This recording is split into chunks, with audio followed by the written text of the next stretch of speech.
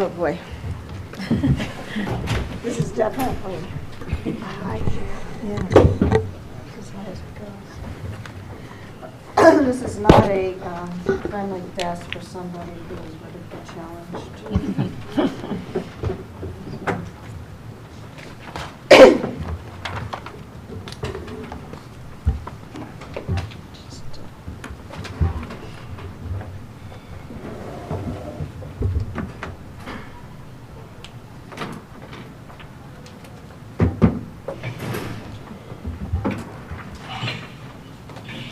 So we're not on the internet, right?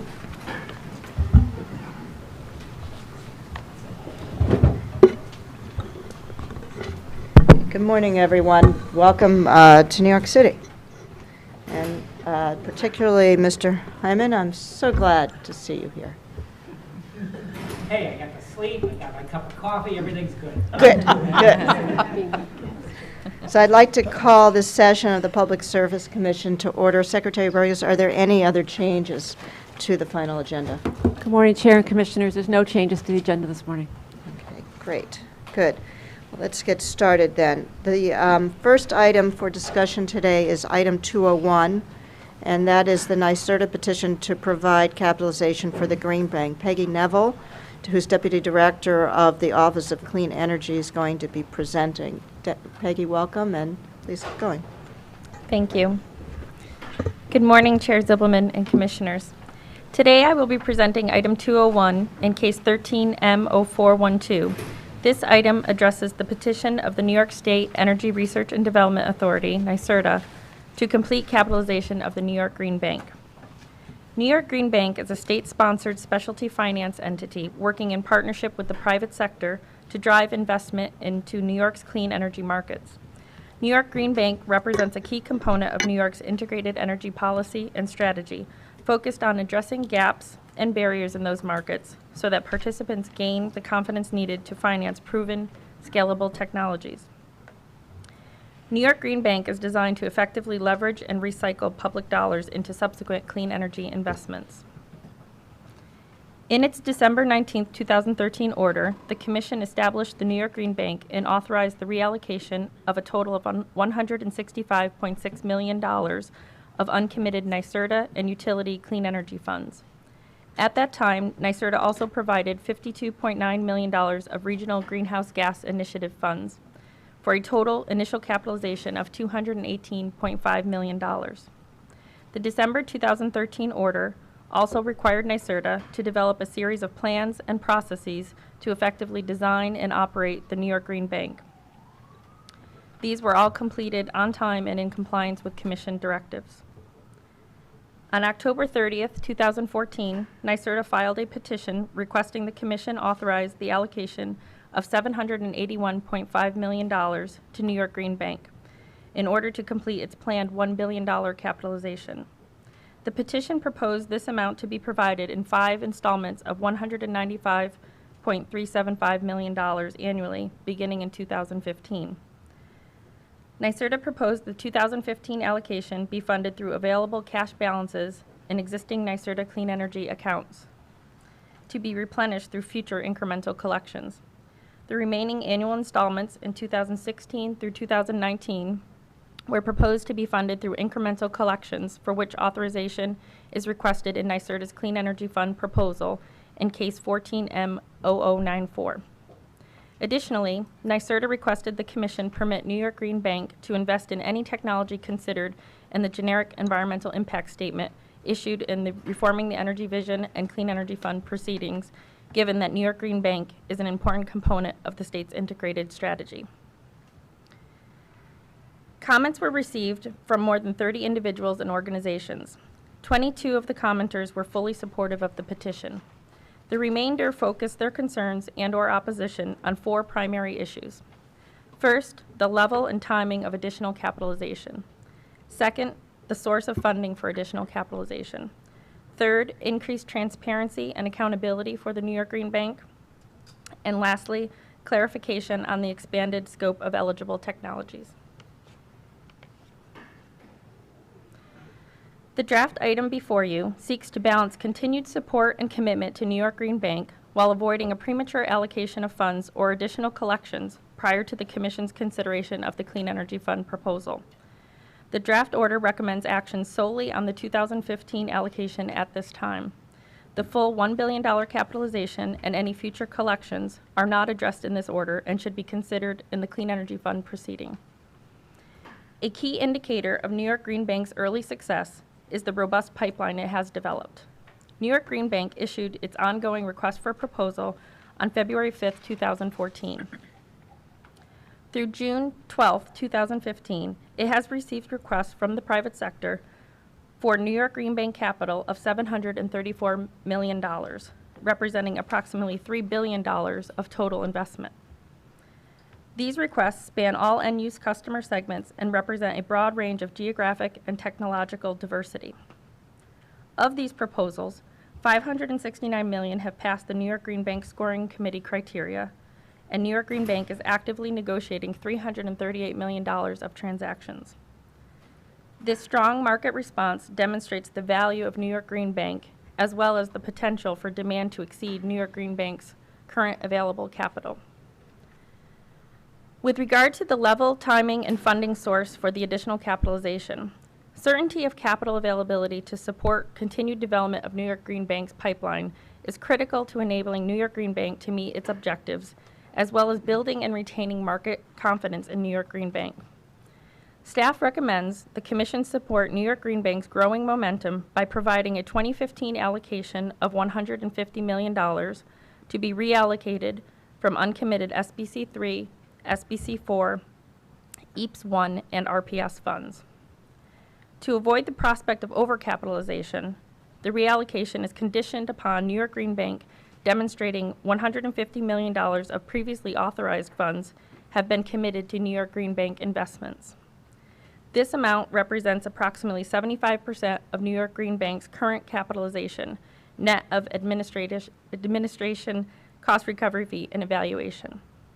This demonstration will be made in a compliance filing detailing all executed agreements, including identification of clients and partners, a description of the transaction, and dollar amount and date upon which the commitment was made. This compliance filing will prevent the premature allocation of funds without impeding New York Green Bank's ability to negotiate and approve transactions. As stated previously, future allocations and associated collections to New York Green Bank will be considered as part of the Clean Energy Fund proceeding. The recommendation before you provides certainty to potential private sector partners and maintains the momentum New York Green Bank has built to date, while utilizing funds already collected but currently uncommitted, requiring no new collections at this time. Staff believes many of the transparency and accountability concerns raised by commenters will be addressed by the recent enhancements to the information provided in New York Green Bank quarterly reports, the information staff has recommended be included in the compliance filing demonstrating the commitment as just described, and ultimately by the information that will be provided in the transaction profiles as detailed in New York Green Bank's metrics and evaluation metrics and reporting plan. These transaction profiles will be completed upon closing of each transaction, posted on the New York Green Bank website, and included in the corresponding quarterly reports. They will include the form of the investment, the location, type of client or partner organization, summary of financial market objectives and barriers addressed, technologies involved, planned energy and environmental metrics, planned market characterization baseline, and market transformational potential, and proposed method of outcome and impact evaluation and timeline. With regard to the expansion of eligible technologies, this issue should appropriately be considered holistically in the Clean Energy Fund proceeding. To support such a review, NYSERDA indicated in a letter dated July 9, 2015, that they will propose Clean Energy Fund eligibility rules for consideration and comment in the Clean Energy Fund proceeding. At this time, New York Green Bank will continue to be subject to the eligibility rules created in the initial capitalization order issued December 2013. As laid out in that order, investments made pursuant to the requirements must contribute to greenhouse gas reductions in support of New York's clean energy policies. This concludes my presentation on the New York Green Bank item. Thank you, Peggy. And by the way, I note we have a number of our colleagues are in Albany, so hi, guys. This is like one of those, debates when they have the presidential debates and people wave at you and all that, or a reality show. Maybe we're it. So first of all, Peggy, thank you, and thank you, Colleen. Also, I know that both the your staffs as well as Ted Kelly and others have worked long and hard on this. So it's, I think, in terms of going through the issues and trying to come up with really the right balanced solution, you guys have done a wonderful job. And also appreciate the efforts you made to make sure that all the information got in front of the commission. I also want to note our appreciation as well to the Green Bank personnel who spent a lot of time with staff and the commissioners to make sure we understood, and I appreciate that. So I think that, from the standpoint of Green Bank in general, when we first established it, I think we saw the value of having these types of financial tools as part of as I would call it, the execution plan around the REV writ large strategy that Governor Cuomo initiated. And since that time, it's become pretty clear, if you take a look at what's happening with green banks across the world, that the vehicle of having government-supported finance funding to complement activities happening in the private market are doing just what we had hoped, which is they're increasing the leverage capability of public capital with private capital and getting to where we'd like to go, which is making sure that investment in clean technology both has the ability to increase scale and economic sustainability as well as environmental sustainability. So in terms of the using of public dollars, it has a huge rebound positive effect. And clearly we see that the private markets are responding very favorably to green banks and also particularly our green bank. I think, Peggy, you listed some of the successes that the green bank has had, and really the measure of any success of any startup really is, as I look at it, is the pipeline. And the pipeline for green bank is extremely strong. And as you've said, if we take a look at it and we look at the amount of activity that's happening, it even far exceeds what they would have for total funding. So clearly, we're in a good shape. So the challenge for us, of course, in thinking about these things, is making sure that we're balancing all of the potential competing interests. So one interest for me was really making sure that we were not going to be disruptive. And I didn't want Green Bank to be put in a position where, in fact, they would have to turn away deals because they didn't have funding. That would be very disruptive. But not only that, not only would it be bad for an initial deal, it would signal to the market something that we wouldn't want to signal, which is lack of full commitment. And so I thought that we needed to address that. At the same time, we certainly don't want to pre-fund activities if they're not going on.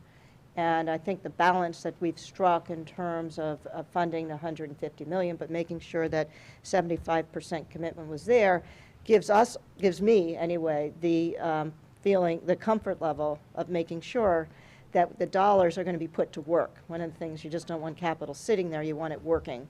And I think we've created that. The order suggests that balance. The third is really the issue of transparency. And the issue is not only just what's in the quarterly reports, but more importantly, that we have an opportunity as the commission to actually see, and everybody, all the stakeholders, we're not the only stakeholder in this, when the deals get done, what are they, what's happening, how are we measuring success, are we hitting it? Because for everything we do, we want to make sure that we take every experience and use it to learn. So for all of that, when I look at the balance set in the order, and while I know there were some concerns raised by stakeholders, I think that clearly we can't argue against the success that's happening. And it's clearly gaining momentum, and it would be the worst thing of all for us not to support that now. So I think that becomes apparent.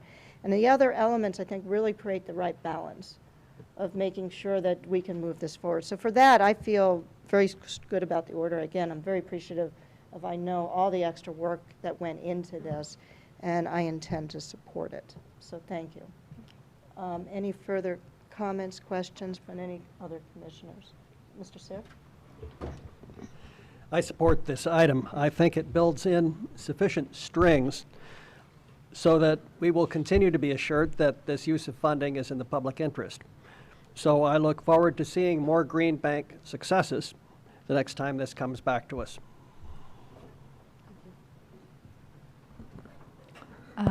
I agree with the chair and with Commissioner Sayre. I'd like to really, again, thank the Green Bank people for their excellent presentation to us so that we were prepared to discuss this today. And I think we've learned a lot from EAPS. And one of the areas that was always a concern was M&V for me. So I know that I guess it was the ISO was concerned about how we were going to, are we going to have a scorecard, you know, with Green Bank, and, you know, how are we going to be more efficient in making sure that if a certain entity that has been chosen all of a sudden falls off the board, you know, how do we get this fixed, and how do we move on? You know, once you've invested in a company, and if something happens, you know, how quickly do you stop that and say, you know what, this is just not going to work, and we don't want to make any more investment in that, and we move on? So that's my question. Thank you. I think one of the things that parties and certainly staff as well are very interested in is the transaction profiles that I discussed. In the metrics evaluation and reporting plan that the Green Bank filed, excuse me, last year, it detailed the types of information that it will include when upon the transactions actually closing. So at that point, we're going to see very clearly for each individual deal, what are the metrics for that particular deal? What is the plan for measuring that? How are we, and a timeline, because part of your question too is what's the timeline of being able to know when something may be off. And so I think those transaction profiles, as deals close and we see the first ones coming through, staff will be working with the New York Green Bank team to make sure the level of detail that's provided there is sufficient for us so that we can be looking at those. But because of the nature of the work of the Green Bank, I think each transaction itself is very unique and different. So those transaction profiles gives that level of insight by transaction, if you will, for stakeholders and staff and the commission to see that.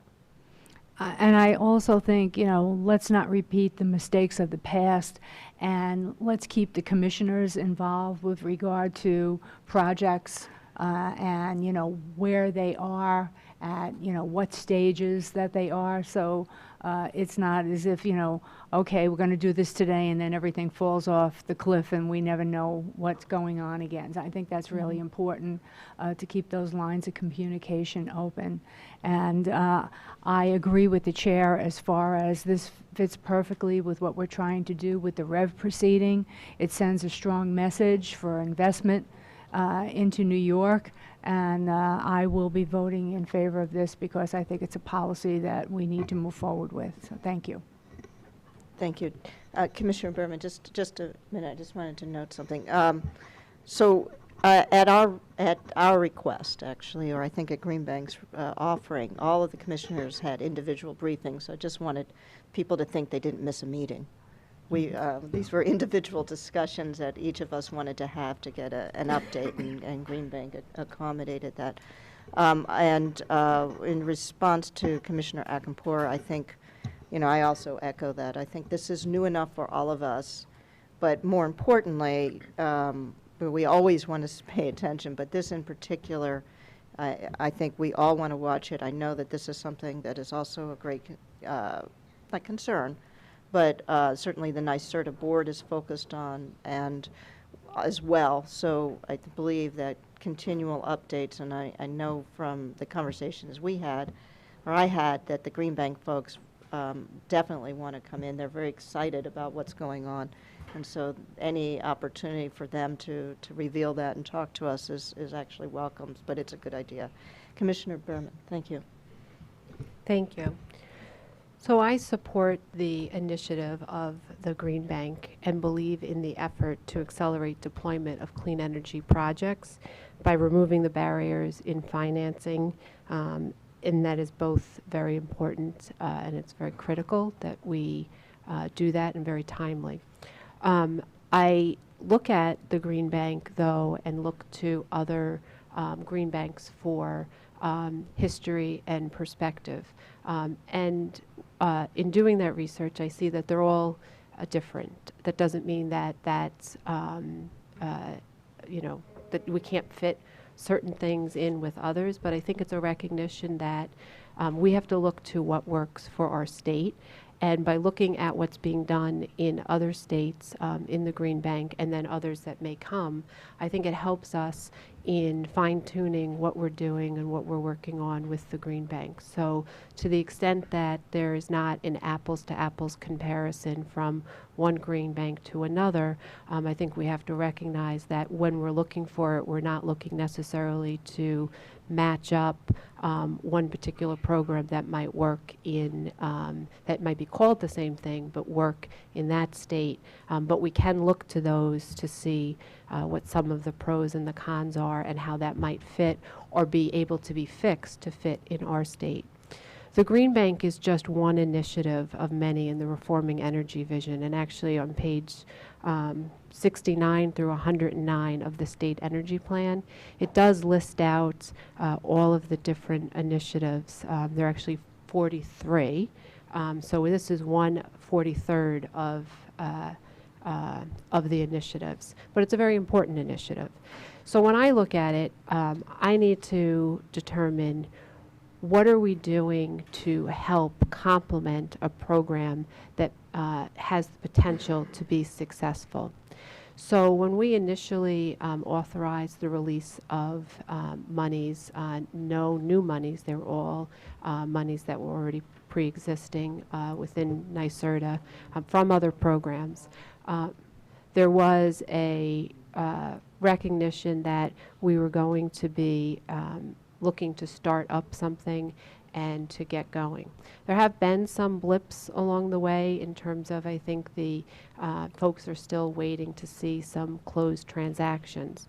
So what I come away with is that initially the Green Bank NYSERDA was looking for complete authorization for all of the monies that they wanted for the Green Bank. But I think they heard the message loud and clear from stakeholders that there was still more work to be done before there was a discussion and decision point on what we would do with that. And that was really flushed out in the Clean Energy Fund supplement. And I think that to me was a recognition that they were sending a message to us that they were not looking to just take all of the monies and not have sort of accountability and transparency, but that they were trying to now explain some of the decision points. Also, looking at all of the different reports, you see a progression from the first report filed to the last, which was the annual report, of a further explanation and further changing of what exactly they were reporting. It wasn't that they were changing what they were doing, but they were trying to be responsive to some of the concerns and questions. I think that's healthy. I think that's robust. I, as a regulator, look and I say, I don't want to be a barrier to effective programs that help our state. I actually want to help to break down those barriers. And so when I look at this, I say, I see on the record, the evidence on the record from staff's analysis, from the Green Bank's analysis, and from stakeholders in the process who have submitted comments, is that they are concerned that there needs to be maintainment of significant funding levels so that they see this as a real and viable program. And we're hearing that from the folks that filed comments that they need to have some more regulatory certainty. So it's not a leap of faith that I take when I say that I understand that now is the critical point, or at least I'm being, from the record, see that that is the critical point. So for me, the leap of faith that I'm taking is that I believe that if we are going to have a viable program, we need to be able to give them the tools to do that. There are no new funding that's being taken at this point. That'll be a decision for in the Clean Energy Fund, and I'm sure it will be a robust discussion. But it does mean that we have to look at the existing funding that we have and make sure that we are complementing all of the different programs, and also during this transition phase, effectively making sure that what we're doing is going in the right direction. So when I support this, it is because there are certain backstops that are being done to ensure that the monies are not just brought to NYSERDA, diverted from other programs, and then not accelerated out the door. And those backstops are something that I think are very important. I am going to concur rather than vote with others for it, because I think that we could go a little further. However, I do think that it is a very thoughtful process, and it's very much the right direction. So it's not that I disagree, it's just that I see that we may, I'm a little bit more cautious, as my nature is. So from my perspective, one of the things that I see is a recognition that this is sort of the next threshold step. We will have time when we get to the Clean Energy Fund and review that to drill down a little further and also have some more data and have some more history. Right now, we have previously committed monies that would be used for implementation and evaluation. And I would hope that folks in the Green Bank would be focused on looking at, and I believe that they are, focused on looking at what's working, what's not working, hearing from others in terms of how easily accessible getting information from the Green Bank is, and how they can be much more working with the stakeholders who want to be a part of taking advantage of this. So from my perspective, I want to see that the monies don't just languish when they're over there, and that they actually get out the door. So when we come to the time, the decision point on the Clean Energy Fund, that's some of the things that I'll be looking at to see, has the allotment of monies that have been given now for this program, where are we at? And then not only just have they gone to committed, but what are the closed transactions? Because like when we see from the different reports, we've seen sort of a progression downwards. It's not a bad progression downwards, it's just the natural progression of interest and then whittling it down to the actual viable transactions. That's natural and that's necessary and it's appropriate. But at the end of the day, I don't have the data that I need for what's been committed to what's been closed and a historical perspective, so we can understand for the next threshold what's the percentage that would be needed to actually have completed transactions. So when I look at that, those are the things that I'm going to be looking at to actually have from that some takeaways. With the transactions too, I want to be able to identify what exactly the portfolio is, what types of technologies, and it's about the method of, I don't want us to be sort of picking the technologies, but rather the method to allow emerging technologies to foster in New York. So from my perspective, it also comes down to looking at a geographical location. It doesn't mean that the selection should be based on geography. However, when we evaluate it, and or actually when the Green Bank evaluates it and comes back to us, I'd like to see that they have done the detail work on where it falls, not just in where the transactions have started, but actually in all the different folks that may be participating in it, as well as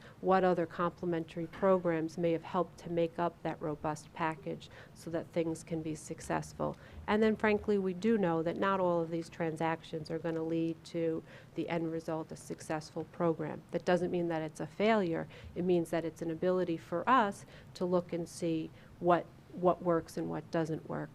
From that perspective, it's also very important that we remember this isn't just about helping to knock down the barriers to financing, but that we also are focused on how is the Green Bank going to wind up going from the influx initially, and now the second phase of more ratepayer funds, again, none that are new, but that there is going to be a whittling down from the Green Bank so that the Green Bank is self-sustaining. And so those are the things that I'll be looking at. Again, I don't expect that when we look at the Clean Energy Fund that all the answers will be there, but I want to see that the analysis and some of the thought process has been carefully evaluated. I also think it's very important that as much as they can be, and they've committed to, and they've publicly committed to this, that they would try to be as more transparent as they can be, understanding that there are, in any business transactions, a sensitivity to some of the confidential competitive marketplace issues that need to be considered so that we don't have it hampering as another barrier. So I'm very comfortable that there are a number of backstops. I'd like to see it go a little further. However, I do think that it is there. I do not think that the backstop, all these backstops should be perceived as a barrier. I am very cognizant of the fact that with a signal that is important, and I heard loud and clear from looking at the record, is that they need some regulatory certainty that this program is viable. To the extent that it can be, and we could flush out some more details and also have a much more diverse portfolio, those are the things that I'll be looking at. So I'll be concurring. Thank you. So, ready to move to a vote.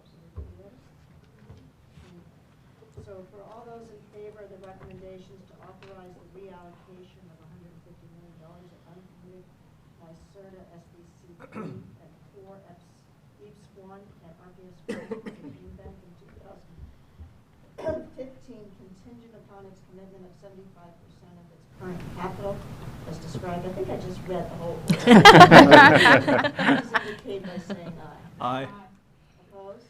I concur. There being no opposition, the recommendations are adopted. Good. Thank you. Very good job. Next, moving on to item 301, and that's a proceeding for community net metering program. Oh, I'm sorry. Sure. Next item is item 301, and that's a proceeding for community net metering. You know why you didn't hear me? Why? I didn't have my mic on. I've noticed.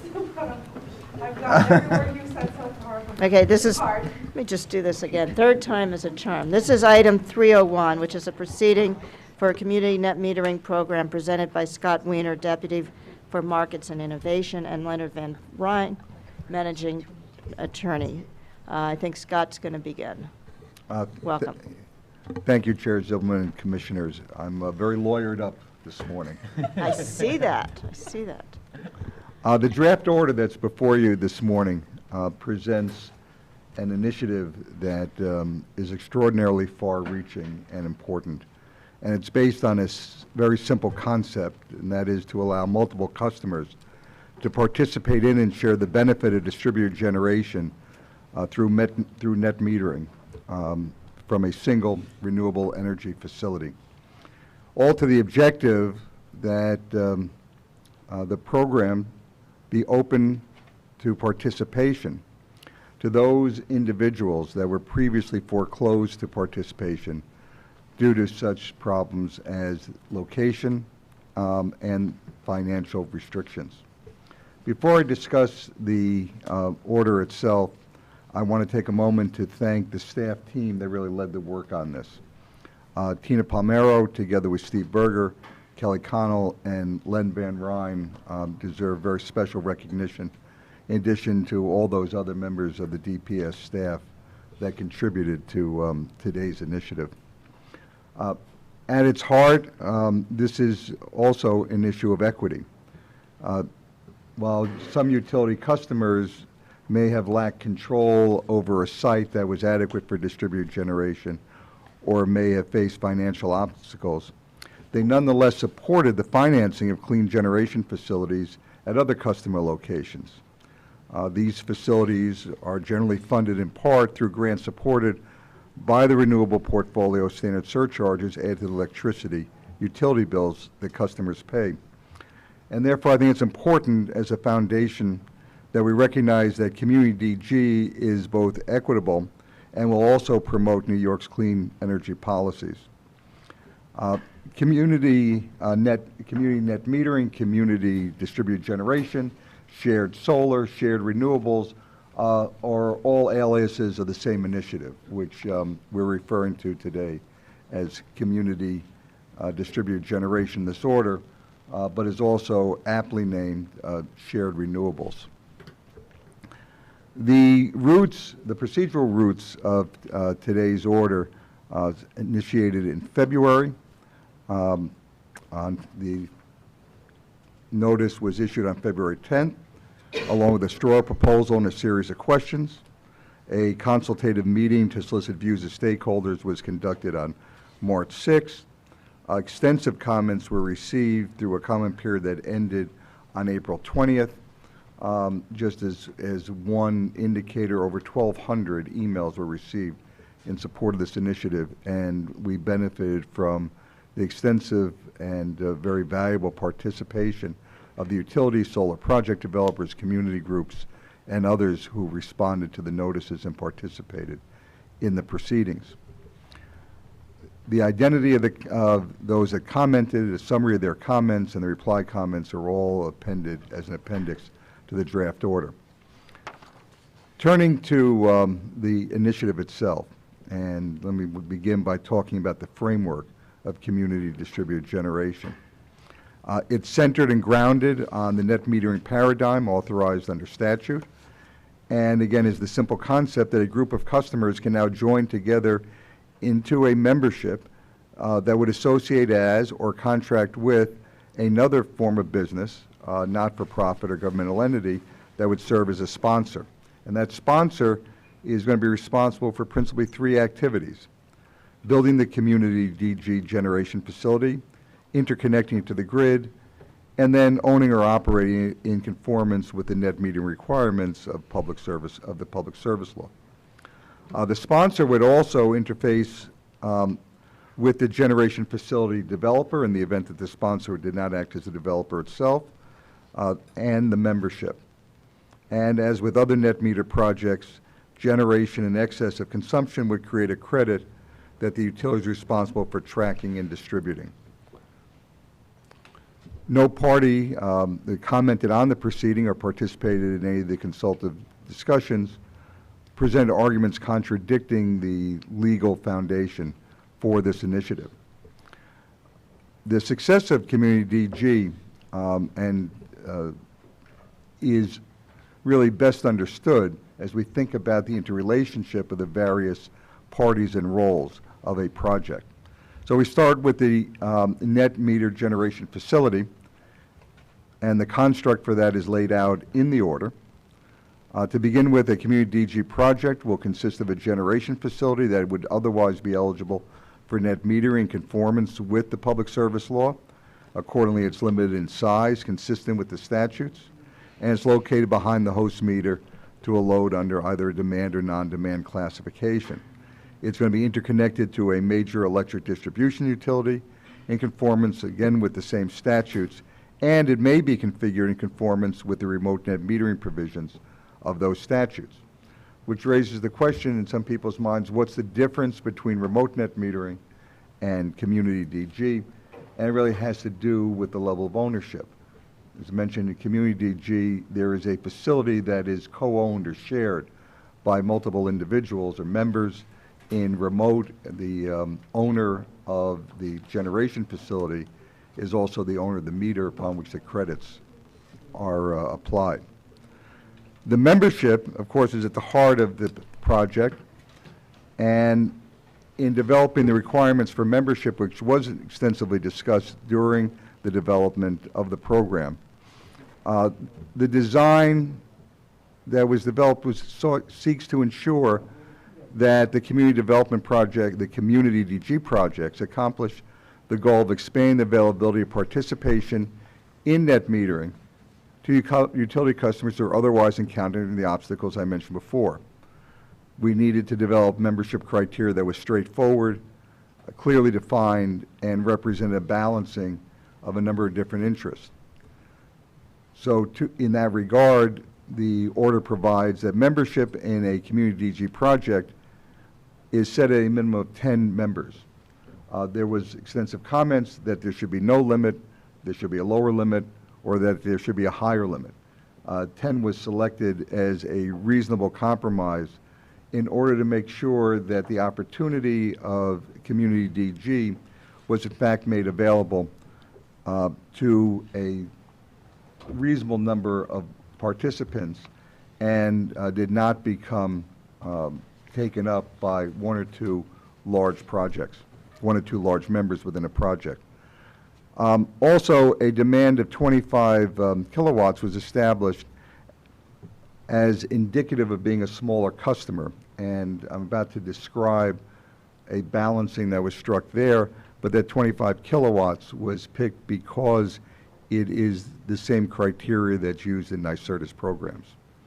So in order to strike a balance between keeping the opportunity open to smaller customers, smaller usage customers, yet providing an opportunity for larger customers to serve as an anchor for a project and provide the advantages that a larger member might bring in terms of financial capacity and the like, the program as described in the order limits the aggregate distribution of credits to no more than 40% for larger members whose individual demands would exceed 25 kW. Conversely, or as a corollary, that means at least 60% of a DG, community DG facility's output would be devoted to the smaller sized customers. And this again strikes that balance of allowing larger customers or larger members to serve as anchors for the project to facilitate project financing and help in the organization of the membership.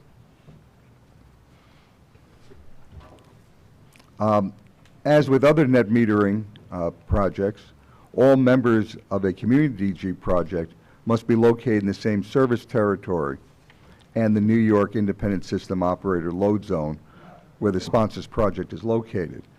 There were a number of commentators who opposed these restrictions. However, as the order points out in great detail, these restrictions are specifically set forth in the public service law, and so they need to be complied with. And they also, not surprisingly, contain a certain logic and reflect a certain logic. Since a utility is the one that will be doing the credit, its members must reside within the same service territory. The third important participant in the project is the sponsor, who is going to provide the organizing and managing function for the project. The sponsor, as I mentioned before, could be any single entity. Could be a generation facility developer, it could be an ESCO, it could be a municipal corporation, it could be a business or not-for-profit. Prospective members could form their own sponsorship, their own sponsor organization. They could be solicited by or organized by a third party acting as sponsor. But at the heart of the sponsor's responsibility is the building of the facility and owning and operating it in accordance with law. The sponsor would coordinate the project's operation with the utility and would supervise and foster cooperation among the membership. In essence, they're the manager of the project. The draft order addresses circumstances where the sponsor itself might be accumulating credits, and what happens to those credits. Those are extraordinary circumstances that might be due to a particular member exiting the organization, and there's details as to what's done with those credits. The number of consumer protection provisions are provided for in the draft order. Since sponsors clearly fall within definition of an entity that sells or facilitates the sale or furnishing of electricity to residential customers, a sponsor will have to comply with the Home Energy Fair Practices Act in terms of its relationship with residential members. So consequently, the complaint resolution process provided for in HEFA is the one that will apply. Solicitation activity of prospective members would also be governed by the Uniform Business Practice provisions. And in the future, the sponsors would be viewed as DER providers, distributed energy resource providers, as envisioned in our REV proceeding. And we also reference the ongoing proceeding to develop oversight criteria that would be applicable there. The membership of the Community DG project has its relationship defined through contract or other agreement, whereby the individual member acquires a proportion of the credits accumulated at the generation facilities meter.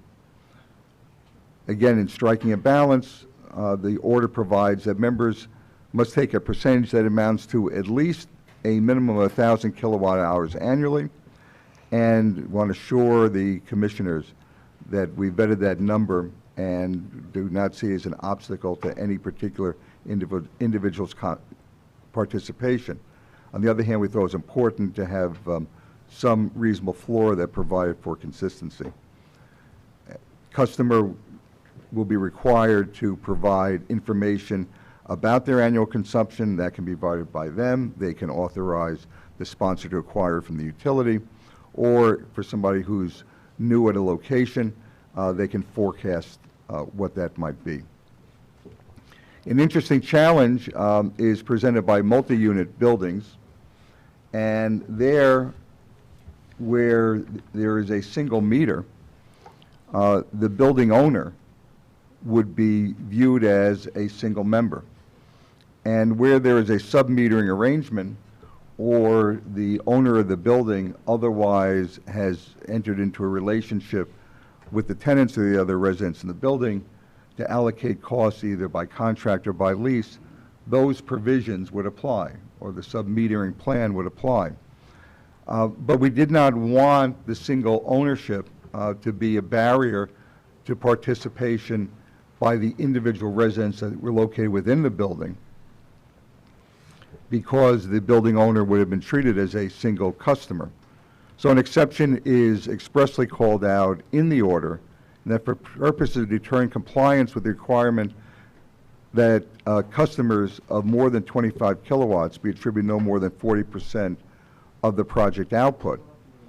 A multi-unit building owner, it will not be treated as a single large customer within those limitations, and instead the individual residents whose output is less than 25 kilowatts will be considered members for the purposes of that particular project.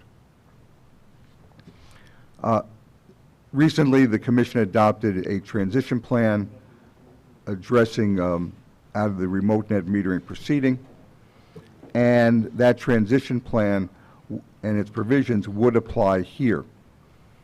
However, the draft order expressly calls out that a project that was grandfathered under the transition plan may decide that it would rather be developed as a community DG project, and it is provided the option to surrender its grandfather rights to the policies in effect on or before June 1, and if it agrees to comply with all the community DG practices and requirements. Of course, the Community DG initiative arises at a time when the Commission is in the midst of its consideration of the REV proceeding. And this provides an opportunity to coordinate the implementation of the program and its operation with the developing policies and initiatives coming out from under REV. One of the challenges that we saw in developing the program was the need to develop a time when all the participants, all those roles I mentioned, the utility, the sponsor, the members, could begin to sort out the complexities of billing practices, relationships, creating their own membership rules and the like. So we wanted to provide for a phased implementation where during a brief and finite period, the opportunity of community DG would be provided on a somewhat limited geographic basis throughout each company's service territory, providing an opportunity for learning that could then be drawn upon during a subsequent phase 2. So initial implementation period that will run from mid-October of this year until May 1st of 2016 is established by the order. So then that begs the question of, if there's going to be an initial implementation period, how does one define the projects that would be able to participate or at the end be interconnected during this initial implementation? And to answer that question, we drew upon two fundamental objectives of the REV proceeding. One was the recognition of locational value, and the other was promoting the participation of low-income customers. So during the period, this phase 1 period, those projects that meet criteria that I'm going to briefly outline would be prioritized for interconnection during the period of October of this year through April of next year. However, and importantly, this does not prevent projects that don't qualify as a phase 1 project from moving forward and preparing for interconnection by filing preliminary interconnection applications with the utility at any time after the tariffing of the community DG program occurs. The only difference would be they would have a lower priority during this first phase. The locational benefits, once we identified the objective, the question became, well, how do you define that? So we drew upon a process that was similar to one used for New York Prize in creating opportunity zones. And the draft order details the process and the criteria by which each utility is being asked to create a opportunity zone, drawing upon the information they have from New York Prize, from New York Sun, the recently filed non-wires alternatives, and importantly, that these opportunity zones must encompass at least 40% of a utility's geographic service territory as a reasonable interim approach during this first phase. And in order to provide for timely implementation, the draft order provides that utilities must file their maps setting forth these community DG opportunity zones within 45 days of the date of the order.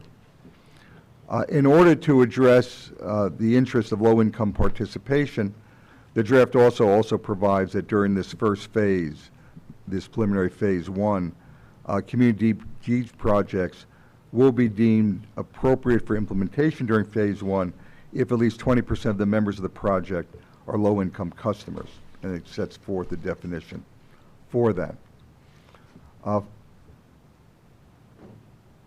Also, utility tariffs implementing the community DG program must be filed within 60 days of the date of the order, and those tariffs will bear an effective date of October 19th, 2015, and then, as I mentioned before, phase 1 will run until April 30, 2016. The order also provides, importantly, and almost essentially, that the utilities must cooperate together in two important respects. First, the utilities must establish uniform formats and procedures for requesting and providing information upon a customer's written request to release that information. This has the obvious benefit of reducing complexity and transaction costs in an organization.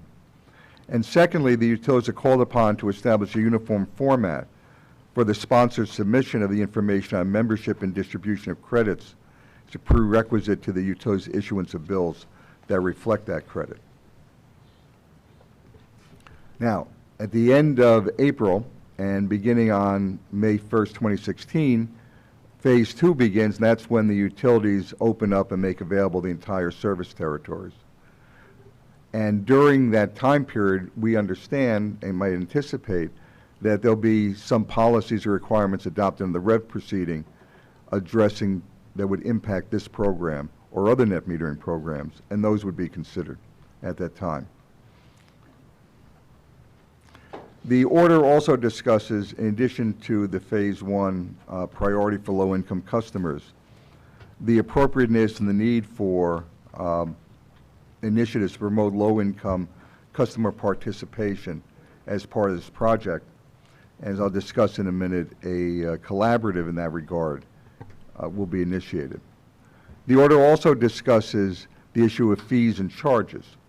The joint utilities, for example, within their comments, sought to allocate a portion of the implementation costs to project sponsors and the members of the projects through fees and charges.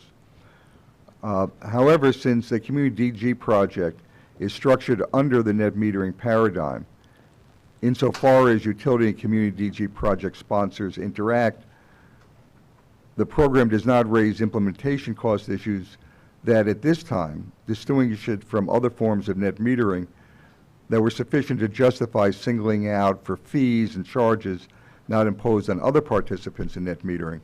So the net metering paradigms exist will apply here.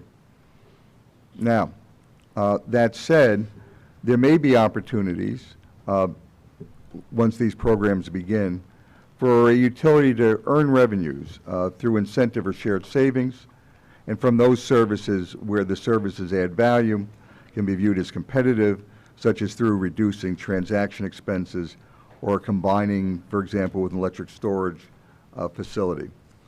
So the order notes that utilities may make filings proposing for consideration competitive platform services and other revenue mechanisms together with an implementation schedule. Other issues were discussed, are discussed in the order. I just briefly want to call out that there was a proposal by the joint utilities to sunset the community DG program. The draft order reflects the view that that should be rejected because of the uncertainty that it would create in the program. Also discussed in the order are certain issues and limitations in terms of membership and participation in community DG programs. For example, New York City raised some comments that address the ability, or frankly the inability, of the city and NYPA and NYCHA and Con Edison to collaborate with regard to and implement a program, in part because NYPA is beyond the PSL jurisdiction for rate purposes. The draft order reflects the ongoing position of the Commission that those kind of issues should be addressed through the parties working together, and that staff will be available and we stand ready to bring our resources to assist any cooperative effort.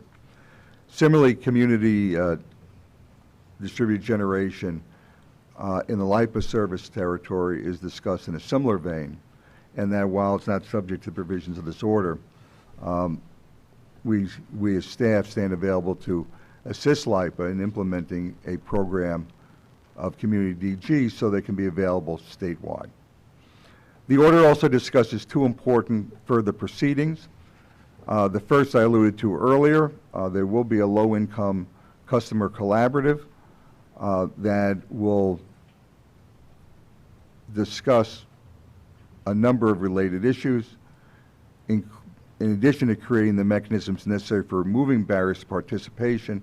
The collaborative is directed to consider the use of demonstration projects directed towards encouraging broad low-income participation in community DG, and I know will be a topic of further Commission discussions, but in the first set of filings, there was some mention of some very exciting possible demonstration projects addressing those issues.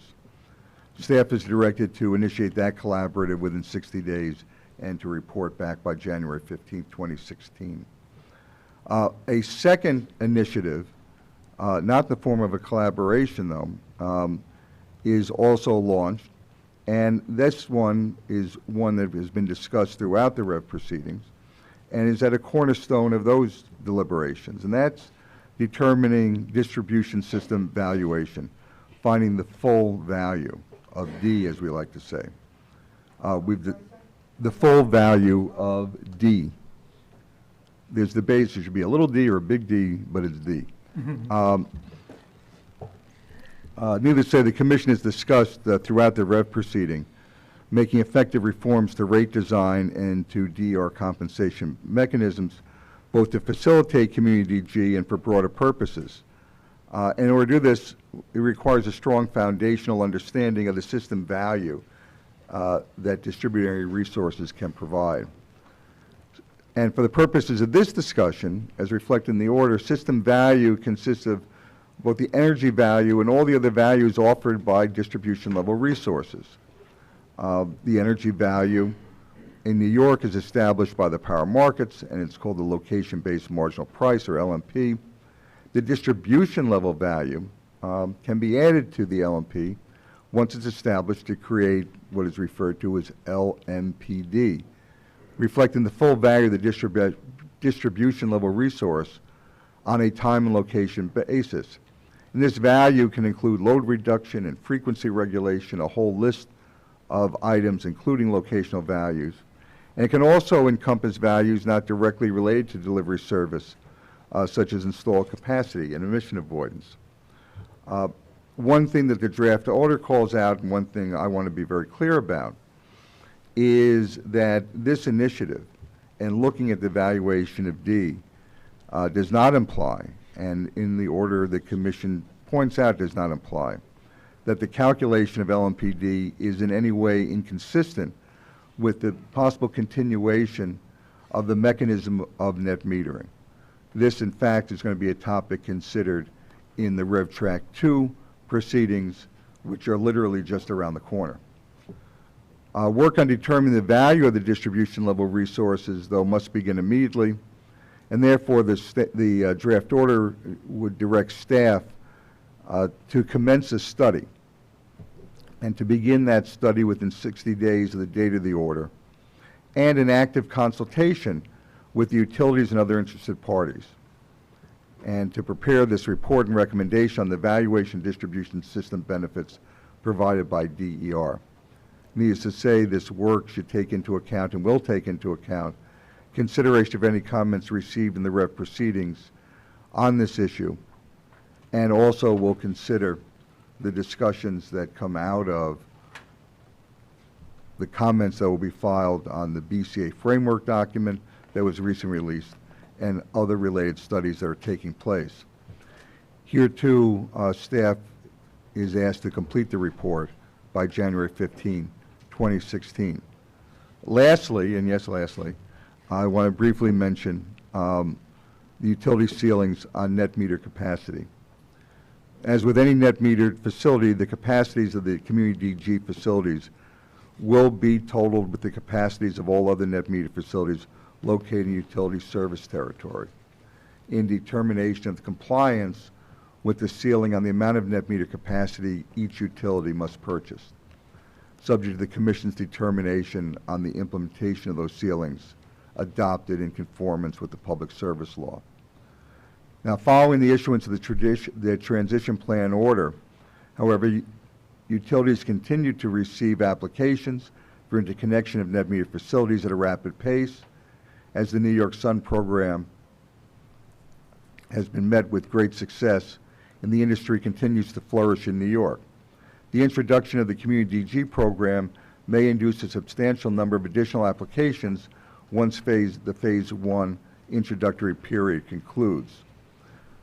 Therefore, the draft order memorializes direction to staff to report to the Commission at appropriate times about the status of the interconnection applications completed and actual interconnections accomplished for net meter facilities in each utility service territory.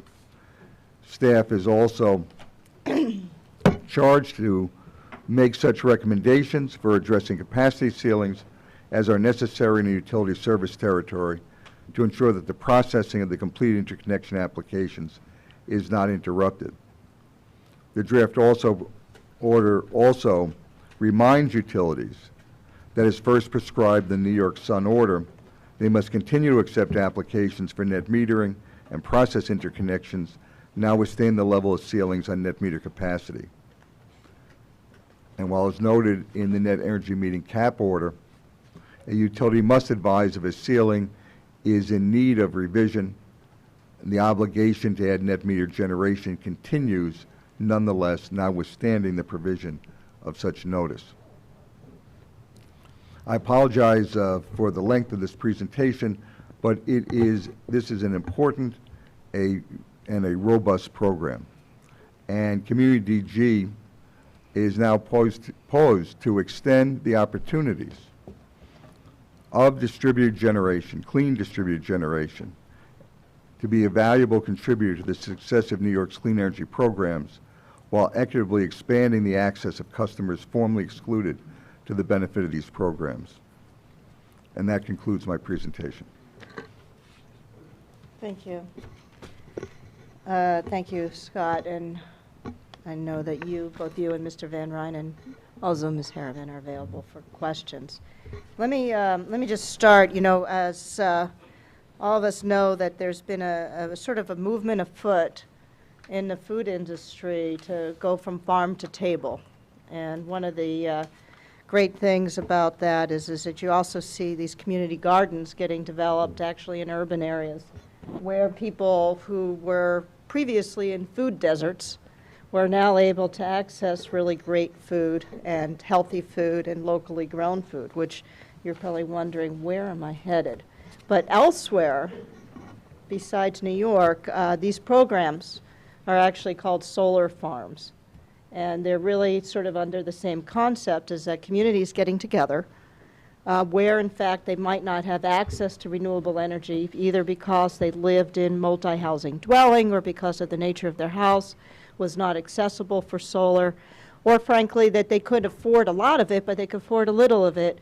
It gives people an opportunity to actually participate in the solar revolution in a way that they couldn't be before. So think about this as our farm to socket program. But I think, you know, there's moments, you know, when frankly in this job that you can sort of really crow and say, this is great. This is what a wonderful opportunity. And I think for me personally, this is one of them. Last night, Greg, Sarah, and I attended with staff a public statement hearing on telecom. And one of the things that I know, frankly, the staff, despite what other people might think, and I know the commissioners also do, is that we actually like going to these public statement hearings because it's actually one of the few opportunities we have to actually hear from people who are affected by the things we do. And, you know, given the job we do, we affect people every day. In fact, we affect them throughout their days. And so actually sitting in these hearings and really getting that sort of feet on the ground view is very important. What's great is that when we can, through our own actions, directly improve the lot of what people are concerned about. And one of the things that people are concerned about in New York, and we're concerned about, obviously, is helping people manage their energy bill. The other thing that folks are concerned about is how do we access clean energy in a way that we can afford it. And the third thing that folks are worried about is that how can I participate in a program if I don't own a roof? And so all of this program really solves all of those issues. And one of the things that I think is exciting about it is when you think about what's happening in solar, not just in New York, but in the United States. But in New York, we have about 300 megawatts of solar in the ground, a little bit more today. That's enough to power 51,000 homes. In states other than New York, that would be considered a small city. And so we have the ability right now to think about how that's happened. since 2011 to 2014, as Governor Cuomo announced last week, we've seen a 300% increase in the amount of solar penetration in New York, which people thought was not a really good solar state, but it's growing. And it's growing because of programs like New York Sun that we implemented. It's growing because actually the price of solar has gone down. And it's growing because as a result of these activities, we're actually seeing a growing industry around solar development, which means jobs. And these are local jobs, and particularly when you're thinking about community solar, they're very local jobs. So if anything's a win-win-win, it's all of that. The other thing that I think is important to note is that the growth is not just in one area. It's actually throughout the state. So we're seeing some of our largest areas of growth are in the Finger Lakes region, in the North Country, in central New York and New York City, as well as we've seen historically, LIPA. So this is an opportunity that's really a statewide opportunity. And for us then, the question becomes, well, how do we make sure that the opportunities that exist for people who can put solar on their roof, or people or companies that happen to own their businesses, and or the buildings their businesses are in, or happen to own a parking lot and could put solar there, how do we extend that to other consumers who may not have that opportunity because of where they live or where they work? And so by doing this in a community way, what that does is that it provides that same democratization as people talk about throughout the state, but it provides that opportunity to everyone. So for me, it's sort of if you want to say the quintessential public service is the looking as a problem, trying to solve that problem, and doing it in a way that everyone gets to participate. And I think that's something that, at least for me, is this opportunity to crow about. With that in mind, and I think, Scott, you've focused on, I think, the many things that the order looks to accomplish. Any change is somewhat complex. We need to launch the transition. We need to make sure that we're doing the first things easy, doing things in a sort of, not I would say granular way, but making sure we're attacking the problem in a way that is truly executable. And I like the idea, certainly, of looking at locations first. That's worked in other programs. And I particularly am pleased in the order of the proposal and makes, about looking at prioritizing around low-income participation. I think we've talked about this a lot. One of the things that we've done at the Commission recently is we've launched the proceeding on low income. We're looking at affordability. But quite frankly, I think we would all rather solve the affordability program issue not by saying we're going to give people a discount on their bill, but actually we're going to reduce their bills. And one thing that this can do is actually reduce the cost for low-income folks so that that affordability is there. In other words, if we say affordability is less than 10% of your income, you can do that by being able to consume through solar and getting credit. So these are, I think, huge opportunities for us to start solving some what people thought were intractable problems, but we're finding are not so intractable if we look at the issues in a slightly different way. The other thing that I think is very important to note is that, as we've said in other proceedings around solar, as we move forward with REV, as we look at more sustainable solutions, we don't want to be disruptive of things that are working. There's no question the solar industry is working in New York, and in the U.S., but in New York. And so making sure we maintain that continuity. So two things that I think are important that you stress, Scott, and I think I just want to make sure that I note as well, is that there has been historically a concern about hitting the caps. And we understand from the perspective of the solar industry that when you approach a cap, people get nervous because they're trying to sign up deals, they're trying to enlist customers, the utilities are unsure, and so we needed to provide some clarity. I think the way the order proposes we deal with it is the right way, which is that we say, look, we're not going to use the caps as a barrier. We want to stay informed as to where we are in terms of the penetration levels, but that we don't want to create some uncertainty in the industry. At the same time, we need to think about where are we headed, and there's two pieces of that. The construct of net metering, which has been used in the solar industry, is one of the success stories. It's been proved to be an extremely strong and valuable mechanism for solar providers to get customers into the programs without worrying, without a lot of confusion. One of the things that we've heard about is that it's simple and it's executable and people understand it. And so the mechanism of crediting through the utility bill has been an extremely good mechanism. The question then becomes the extent of the credit. And really what the order is proposing is that we get on with it.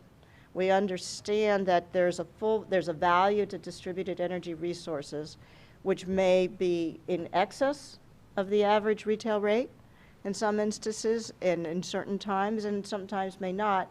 But we need to understand what that full value is. So when we talk about the LMPD approach, it really is getting to what we've heard from a number of the people in the solar industry, is understanding the full value, as well as all other distributed energy resources, and really is the heart of REV, is understanding the full value of DER on the system.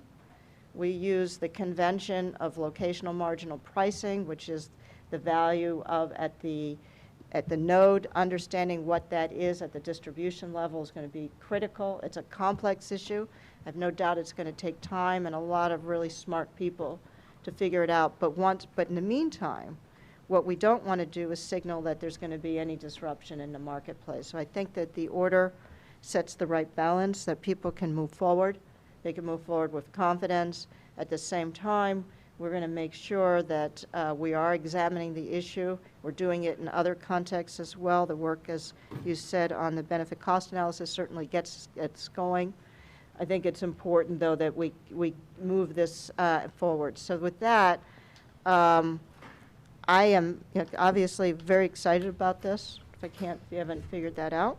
I think it is a great opportunity for the state. I think it shows, again, the leadership that New York is becoming known for in terms of the solar industry, and certainly for people today who don't have a chance to participate, this gives them the chance. And, I think about it in the excitement of maybe, in a year's time, somebody shows up and they're going to rent an apartment in a building, and they go and look at it, and someone says, oh, by the way, we're a green building. We're so green, we actually get 40% of our energy from a solar plant. And if you come in here, you'll get a chance to participate in that program. And that's the type of thing that I think is going to really change the world. And I'm glad we get a chance to be a part of that. So thank you, staff, for all your great work. I know this was complex. You had to look at every angle. I don't think there was an angle and avenue that wasn't explored. And it's a great order, and I intend to support it. So thank you. Any further comments from any of my other fellow commissioners? Commissioner Berman, do you want to start? I've seen a recent study that larger scale solar is more efficient and therefore more cost effective than single family rooftop solar. So I think this is not only a redress of existing unfairness among customers, but it is also potentially an improvement in the overall use of society's resources. I agree with staff, with Scott, that this concept may really take off. And I think it's smart to limit initial deployment to areas where the installation is not only economical for the participating members, but also furthers our REV goals, including the goal of increasing market participation by low-income customers. On the issue of net metering caps, I think both this and some of our other recent orders on this subject demonstrate that we're not inclined to pull the plug out from under long-term established business relationships that are entered into under commission policies. Thank you. Commissioner Akinfor, any thoughts? Scott, I have a question. You mentioned the 20% on eligibility for low-income people. And once you go to phase 2 and the entire territory is taken in, will that number change? That number, as well as other aspects about to increase low-income participation, will be the subject of the collaborative. Okay. That will be taking place, and it's geared up so that the outcome of that can be implemented during phase 2. Okay. Also, I know states like Massachusetts and Colorado have net metering programs. I was wondering if, when you put this together, had you looked to try to pick out the best pieces of what has worked? Always, we have no hesitancy to take best practices from other jurisdictions. Right. I agree with the chair and Commissioner Sayer with regard to this fits very well into our rev proceeding, and I do like solar, and solar goes well with geothermal also. That's right. I just had to get the plug in. Very true. But it is exciting times, and the eligibility of people to be able to choose, even here in New York City, I think is a good thing. So thank you for all your work on this. I wonder if we can do community geothermal. I think we can. Okay. Commissioner Berman. Thank you. I have a little different perspective. I am very supportive of the concept of community distributed generation or community net metering. However, I don't think that it's fully defined. There are many different aspects of it. We've heard today really about it being about solar, and it really is not limited to solar. Commissioner Akpora talked about geothermal, but there are many other clean energies that can be used, fuel cells. I mean, I don't want to go on through the list, natural gas as well, and all of them can complement each other. For me, the issue comes down to reliability, and what are we doing to ensure that when we have fuel diversity, we're making sure that all the tools are there. And Chair Zibelman talked about farm to socket. Really, the analogy under her scenario is farm to solar. For me, it's farm to something, some fuel. Doesn't, and along the way, whatever it is, there may be other aspects that have to get done so that we can have a robust energy system. And I think that's what the State Energy Plan set out to do. In it, actually, number 4 was the community DG aspect, the shared renewables. But there were many other aspects in there, and there was a recognition, that we have to look at. But also, we have to now ask ourselves, how are we going to get to where we want to be? There are certain aspirational goals that were given, but we really do need to take care of our infrastructure and ensure that we have all of the systems in place. Again, I'm supportive of community DG. I just, I know there is, and you recognized it, Scott, that there is confusion over remote net metering versus community DG. And I think there's even other aspects. I mean, when you talk about community DG or community-owned DG, one of the things that pops out for me is crowdfunding DG.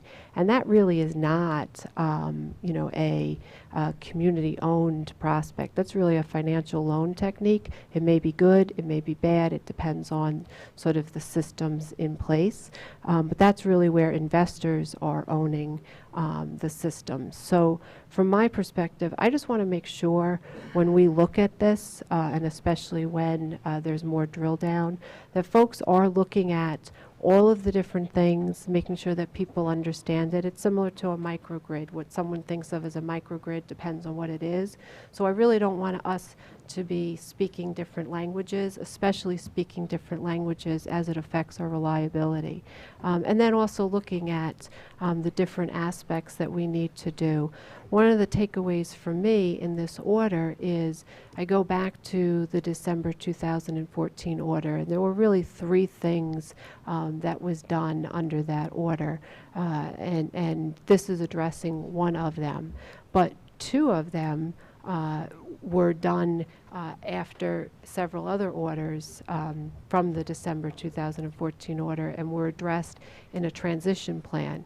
And I think that there might be some misconception that that transition plan was taking care of the net metering aspects. This order does nicely tie into the fact that we need to be looking at that transition plan and factoring it in. So I just want to make sure that when we go through this process that we're also looking at other proceedings that people are expecting are either resolved for the time being or is where the issues will be. The low-income proceeding, is another one. Here we're addressing another low-income aspect, very appropriate, very necessary, but I just want to make sure that we're not having things all over the place and about connecting the proceedings and making sure that everyone that has the information, has the appropriate information and understands it, and that it's not a cumbersome process to figure out and how to participate, and also that we're doing a better job of organizing that process. I am truly concerned about the caps, and I'm concerned we addressed this a few months ago in looking at it in a different proceeding in the caps, and there's a recognition now that we are reaching the caps again. I don't think it's appropriate to not address the issue and to drill down. My position publicly has been at other sessions where I think that net metering needs to be addressed holistically, and if there is a transition to something else or continuing on, we need to have a frank and real discussion and fix what needs to be fixed rather than doing short-term or pieces of the puzzle. To me, I'd rather sit down and finish the whole complete puzzle. When I look at it, the thing that troubles me about the order also gives me comfort. We are recognizing that the caps are about to be reached, so we are sending a signal that folks should continue in doing what they're doing regardless of the cap. I think that's understandable in trying to make sure that there's no disruption. It's appropriate, but since we recognize that there is already going to be a potential going above the cap, I think we need to now fix that and address it. I do not mean that I'm suggesting that we increase the cap. I do not mean to suggest that we get rid of the cap. I do not mean to suggest anything other than we have a frank discussion and go drill down on what we need to do and where we're looking to go long-term on the issue.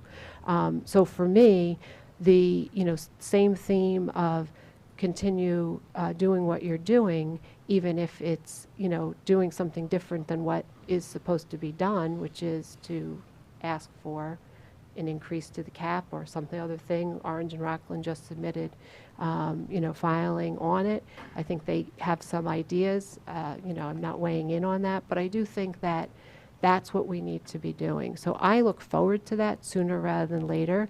I do think the order does a very good forward step process in looking at making sure that we're having some discussion on some of the issues. I think there's a recognition that the implementation of this is going to be quite cumbersome and frankly quite bumpy. I'm looking to make it a much better and more smoother ride. So when I look at this, from my perspective, we're sort of picking favorites. Every time I hear the word solar, I'm very supportive of solar, but I think about all the people who have other ideas other than solar. So I just want to recognize that we need to be cognizant of the message that we're sending and that we're not picking winners or losers in technology, and we're also looking at the whole portfolio and diversity of our fuel and energy system. From my perspective, the thing that does trouble me about the order, although I understand it from a policy perspective, we have different philosophies, and I recognize the validity of the other perspective. I just happen to have a different one. As it goes to the REV demonstration projects and a recognition of looking at the low-income programs and community DG in REV demonstration projects, I have a strong interest in the commission as a body being a part of that. I think that it's, the first of something very brand new, and I think that I could, and the commission as a body can play a vital role in sending the right market signals and regulatory certainty, rather than going too far down the road and causing disruption when they come back later to say they want to implement it either broader or more holistically, or ask for cost recovery above what is there. So from my perspective, it's not looking to be a regulatory barrier. It's actually looking to be much more forward thinking, in that I want to, from the front end, be involved so that from the back end it doesn't cause concern and trouble. So I'm looking at it from the push and the pull. How much do you get involved and allow things to go forward, and how much do you say, wait, I need more information? That's why I have to abstain from this item, because I think I do need more information and I do need things to fit better. However, I do recognize the importance of this, but I just do want to, give my thoughts on some of the concerns that I see. I also do want to recognize that to the extent that there are other funding sources out there, whether it's private or federal, in the federal government, we do have a need, when we look at the funding streams that the state gives, that we do make sure that we are maximizing other funding sources, and that we're not overstepping and not complementing each other. And so to the extent that the federal government may be involved in different projects that are in New York, we should be a partner from the front end, making sure that it's actually what works for New York. And actually we, have a better sense, and the local communities have a better sense of what they may need. So we should work together so that from the front end, we're much more involved and make right decisions that work for folks. I do want to also talk about the billing issues that I see as sort of sticking out like a sore thumb. Those are something that I think there is a recognition. There are, I think, a whole host of good solutions, and I think that it's also important that it's not sort of directed from the commission on that, but that there is a stakeholder process in working through some of those, what I think are realistic billing issues that can actually harm the program and the intent behind the program. So I do look forward to continuing dialogue on this issue, and I really just have to sort of drill down on the importance of making sure that we do these things in a very organized way that helps. I will say that there's a couple of mentions in the order that talks about reporting, whether it's reporting on low income or reporting on the caps. In the December 2014 order, we also talked about the study that was being done by NYSERDA. That's been subsumed into a larger study, and we're still waiting for the results on that. That is also sort of the threshold for me. I said it last time in December, and I'm going to say it again.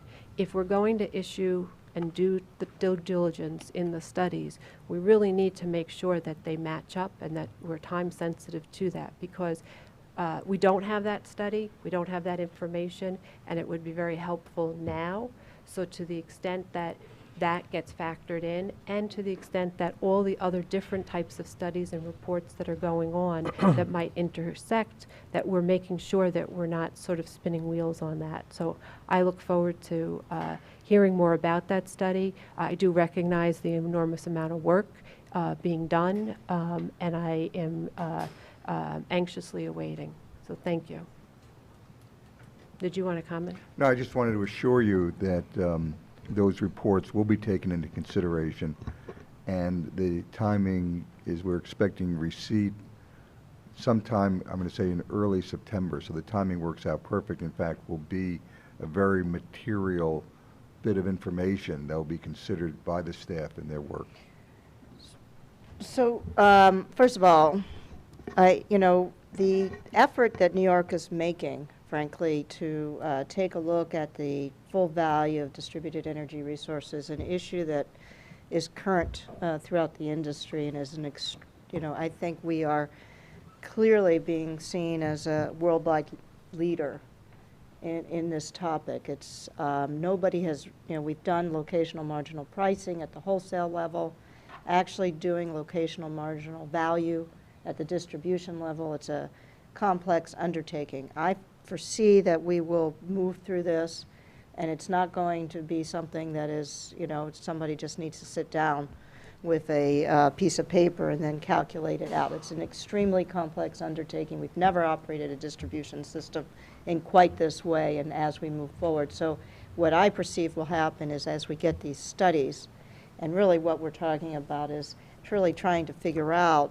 is the payment of average retail rate to customers who use distributed energy resources too high or too low a payment, and we may find, as many states have found, is it's probably maybe just about right. So we'll have to see. So I don't think we should prejudge whether caps are even, or whether or not the idea around caps, a subsidization, whether it's truly a subsidization or not. That's what the purpose of all these studies will prove, and I don't think any of us are prejudging on that concept. I just wanted to hearken as sort of, again, I think this is a great piece of work. I was, when my children were young and they would do something like this, I would say it was a pizza night. So I think it's a pizza day for the commission. I'm very excited about what we're doing, and I'd like to call for a vote unless we good? Okay. So, all those in favor of the proceeding for a community net metering program or to adopt a community distributed generation program as described, please indicate by saying aye. Aye. And I abstain based on my comments at session and past history on voting on these types of items. Thank you. okay, so for that we have a majority for aye, so the recommendation is adopted, and now we're done. Thank you very much. Thank you to the team in Albany. I know there's been a considerable amount of work on this, so I very much appreciate it. Next item up is item number 302, which is the New York Independent System Operators proposed public policy transmission needs. David Drexler, Assistant Counsel, and Diane Barney, Chief of Bulk Electric Systems. Let's begin. We'll be presenting this item. And I found out something, we've had NARUC this week, so we've had a chance to be together more than we normally are together, and I found out that Diane and Fred, who's sitting here today's daughter, is a rocket scientist. So I wouldn't question Diane, because she truly has a daughter who's a rocket scientist. So as a mother, we know how smart she must be. But I think, David, are you presenting, or? I'm going to start, and Diane's going to present some other pieces, too. Okay, great. Thank you. Great. Well, good afternoon, Chair and Commissioners. Like I said, I will be providing an overview of the background and process here, and then I'll turn it over to Diane to discuss some of the substantive proposals that are on the table and the recommendations that are before you. To give this item some context, you should note that the ISO, the New York Independent System Operator, or ISO, has 3 planning processes that it uses to evaluate needs for transmission on its bulk system. One of those processes is for reliability, another one is for economics, and newest process that it has adopted is for public policy. This process grew out of an order from FERC, which is referred to as FERC Order 1000, which directed the ISO to develop a public policy transmission planning process. In order to comply with FERC Order 1000, the New York ISO, along with the New York transmission owners, proposed a set of procedures that it would employ, which include a specific role for this commission to play. In August of last year, this commission adopted a policy statement which laid out the procedures and processes that it would use in order to guide its process. I will be walking through some of those aspects of that process. To give some context to where we are now, the ISO began its public policy transmission planning process the same month, August of last year. It started with a solicitation for public policy requirements within 60 days. In October of the last year, the ISO filed these proposals with the Commission for its consideration. The Commission issued a SAPA notice to solicit comments on those proposals. It sought additional comments in a supplemental notice, and that is essentially what's before you. It's worth noting that a public policy requirement is defined under the New York ISO's Open Access Transmission Tariff, or OAT, as a state, federal, or local statute or regulation, or a PSE order that's been adopted pursuant to the State Administrative Procedure Act that relates to planning on the bulk power transmission facilities. Now, before you will be a number of public policy requirements that were proposed by parties, which Diane will go through. Where the Commission identifies a public policy requirement that may drive the need for transmission, the Commission may refer that to the New York ISO for its evaluation, or for its, first of all, solicitation of any proposals to meet those needs. When the ISO solicits its proposals, they can be either transmission, generation, or demand response. The ISO will first conduct a study which will evaluate all of the resources to determine whether or not they are viable and sufficient to meet the proposed transmission needs. That initial study would then be coming back to this Commission for it to consider. If the Commission decides that transmission should proceed to further evaluation, it would be referred back to the New York ISO for the ISO to conduct additional studies. It's a more comprehensive analysis using a number of criteria, which the Commission also sought comment on. Diane may be getting into some of those criteria as well. If the ISO conducts its further analyses and it goes to a final study, it may select the most efficient or cost-effective transmission solution to meet the public policy need. Where the ISO does select a public transmission project, that project would then be eligible for cost recovery under the New York ISO's OAT. A project developer would still need to obtain all the necessary approvals that they need in order to construct their project, such as a certificate under Article 7 of the Public Service Law. But essentially, that is the process that was laid out in the Commission's policy statement. And as I said, where we are right now is considering a number of proposed public policy requirements that were presented to the Commission back in October, and we solicited a number of comments. And I'll turn over to Diane now to talk about the substantive matters that are before you. Thank you. Good afternoon. Well, this is the first time we're bringing public policy requirements to you, and it is a complex issue. It doesn't quite rise to rocket science, so.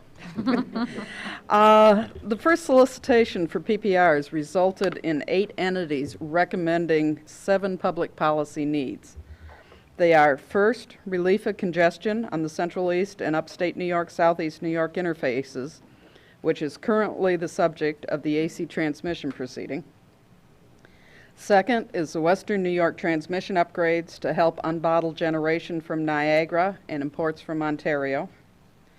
Third is generation retirement contingency transmission relief, specifically for a possible Indian Point retirement.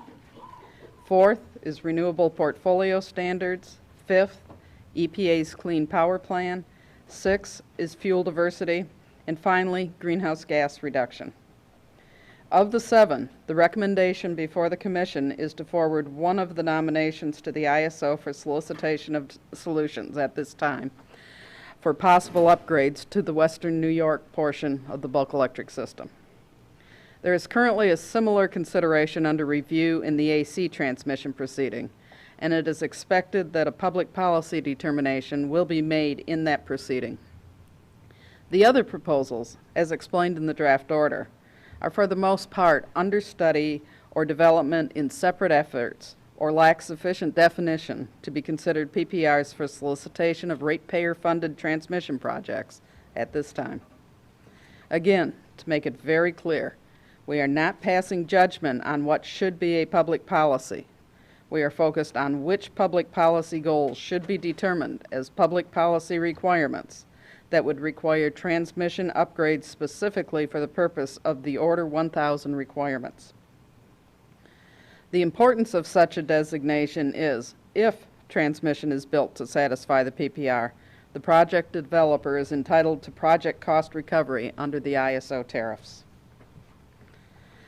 The need to study possible system upgrades in the western New York portion of the system stood out based on a variety of conditions that are becoming apparent.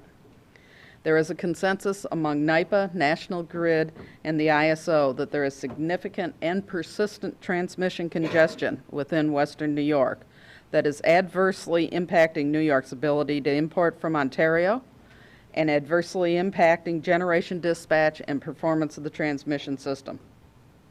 There have been times when New York's largest renewable resource, NYPA's Niagara facility, with a capacity of 2,700 megawatts, has had its output limited, requiring dispatch of additional fossil fuel generation. Situations have also arisen where close coordination between the ISO and local system operators have had to take place to prevent system overloads, suggesting a significant loss of operational flexibility in the area, which, if allowed to degrade, could lead to reliability issues. Relief in this area of the system would likely allow increased development of local renewable resources, provide flexibility to allow generation retirements, and help reduce statewide capacity requirements. The current Western New York system situation fits the goals of the public policy transmission planning process by incorporating future reliability and existing congestion system issues with public policy direction to take a comprehensive, long-term view of system needs.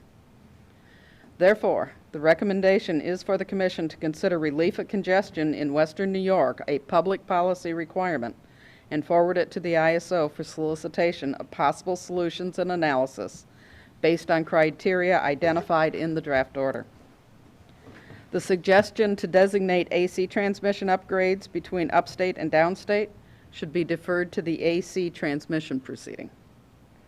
We agree that many of the other goals proposed, such as fuel diversity, RPS, and RGGI, are public policy goals as enunciated by this Commission or in the State Energy Plan.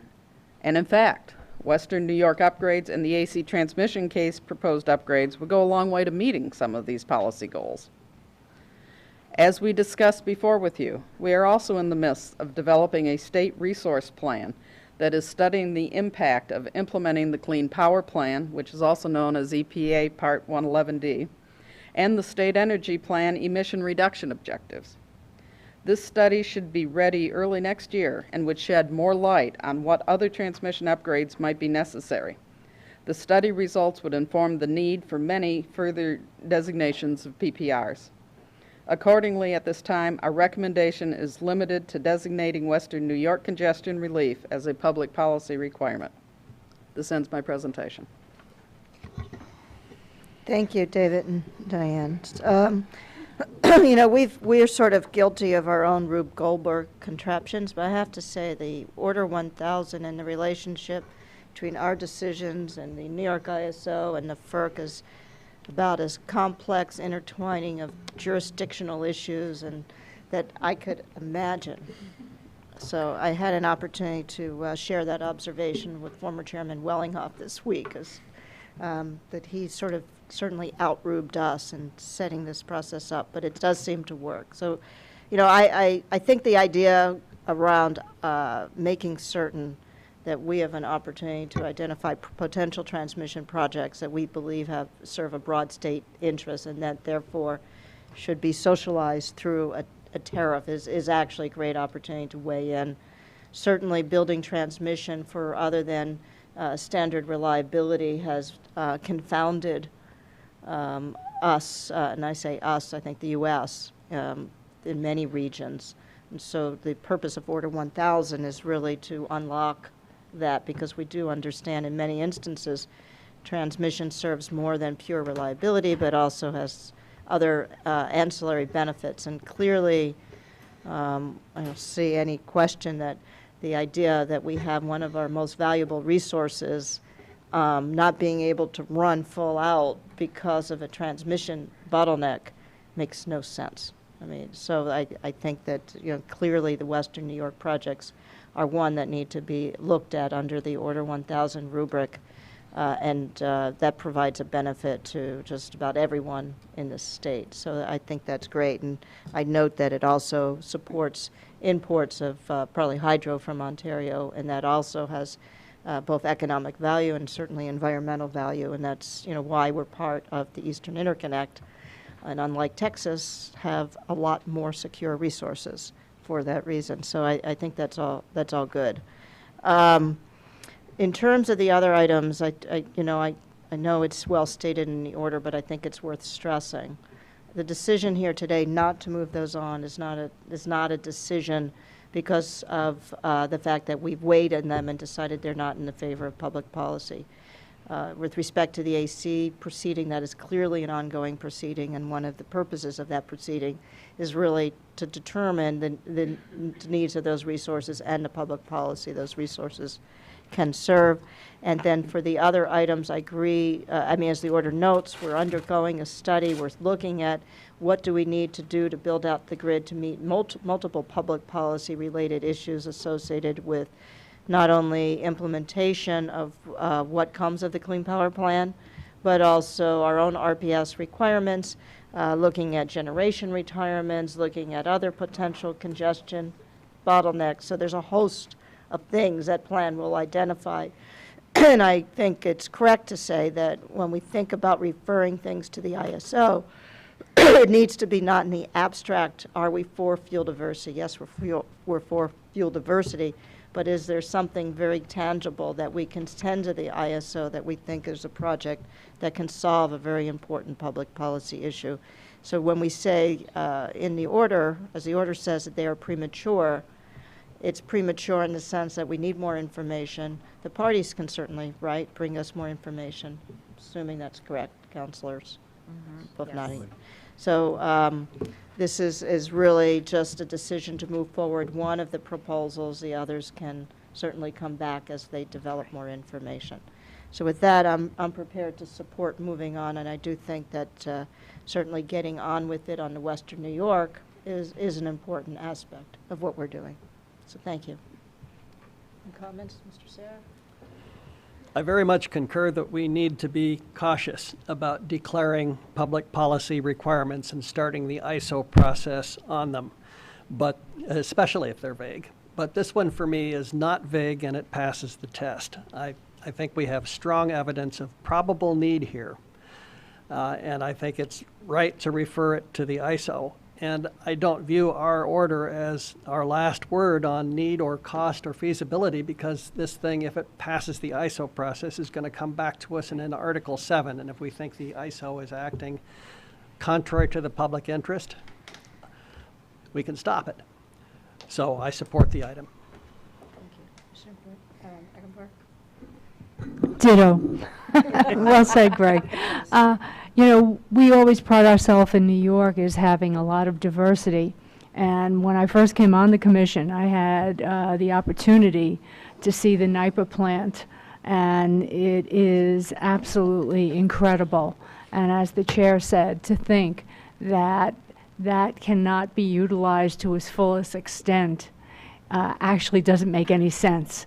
When we talk about transmission capability, I think we also have to think about the problems that Western New York has had with economic development and just the economy in general in that area, and I think this ties in with it. So I think we're making the proper move at this time right now, and I'll vote in favor of it.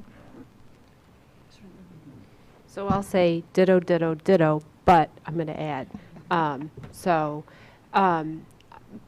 When I look at it, can I just clarify with Diane? I have one question on. Can you give me the list of the 7 again? You don't have. If you can just do, bullets or whatever makes it easier. Basically, relief of congestion on Central East and Upney-Sini, which is the subject of the AC transmission proceeding. Western New York, generation retirement contingency transmission relief, specifically for Indian Point, renewable portfolio standard, EPA's clean power plan, fuel diversity, and greenhouse gas reduction / Reggie. Okay, I had Reggie and greenhouse gas reductions as two separate ones, so I just wanted to make sure we were on the same page, sorry.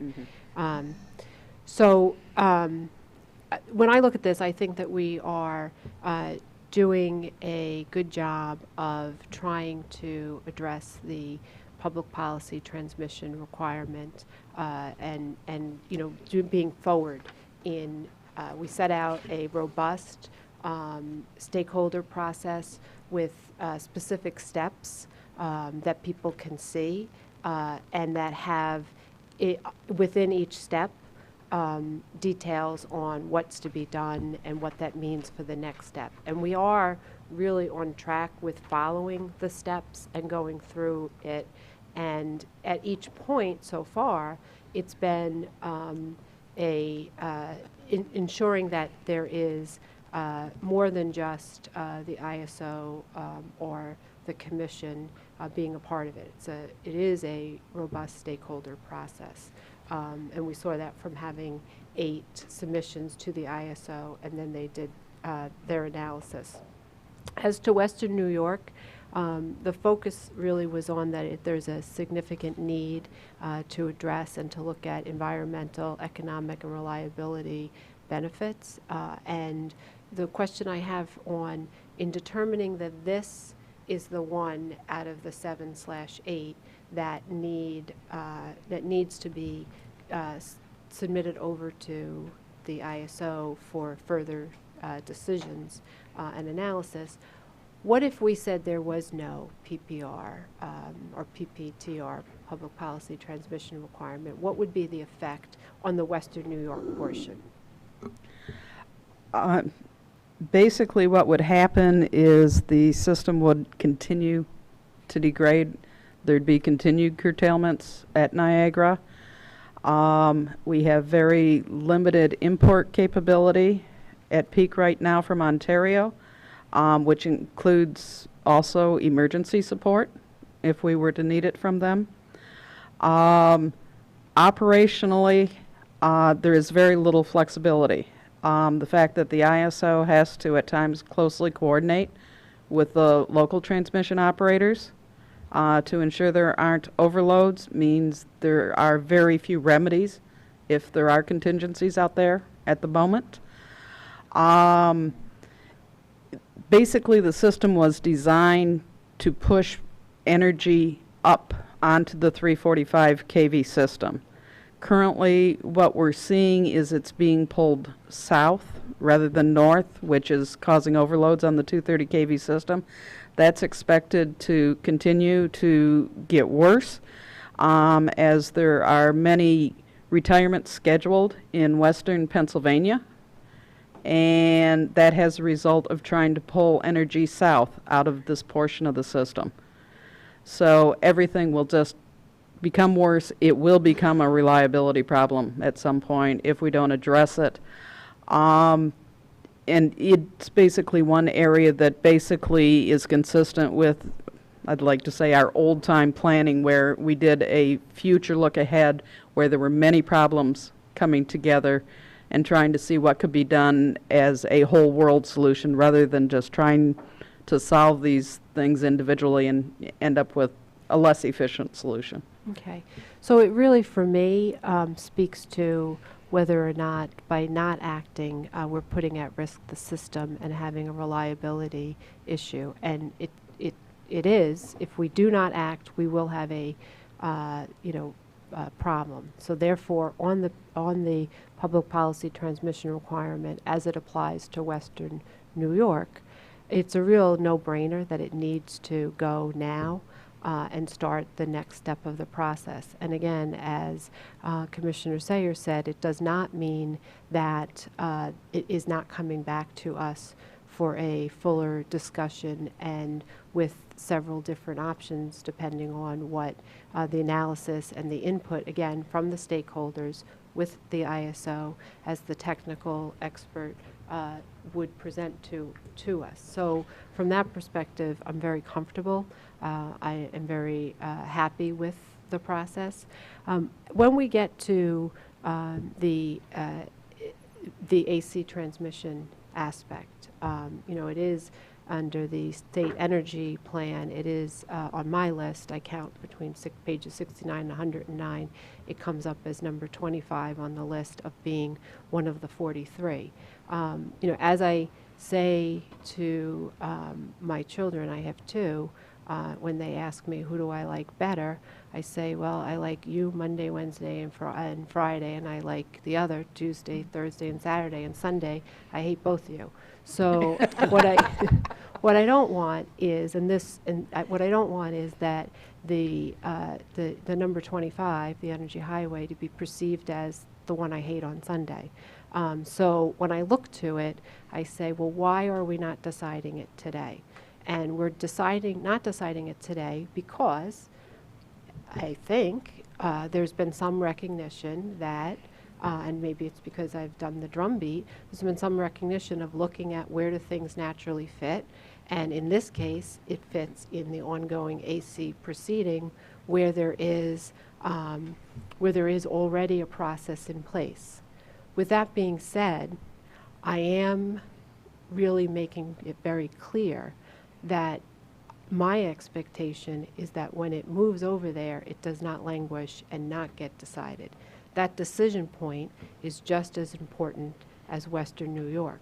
The June 4th filing on 2015 from the ISO made it very clear that the southeastern New York is a critical point that we need to address.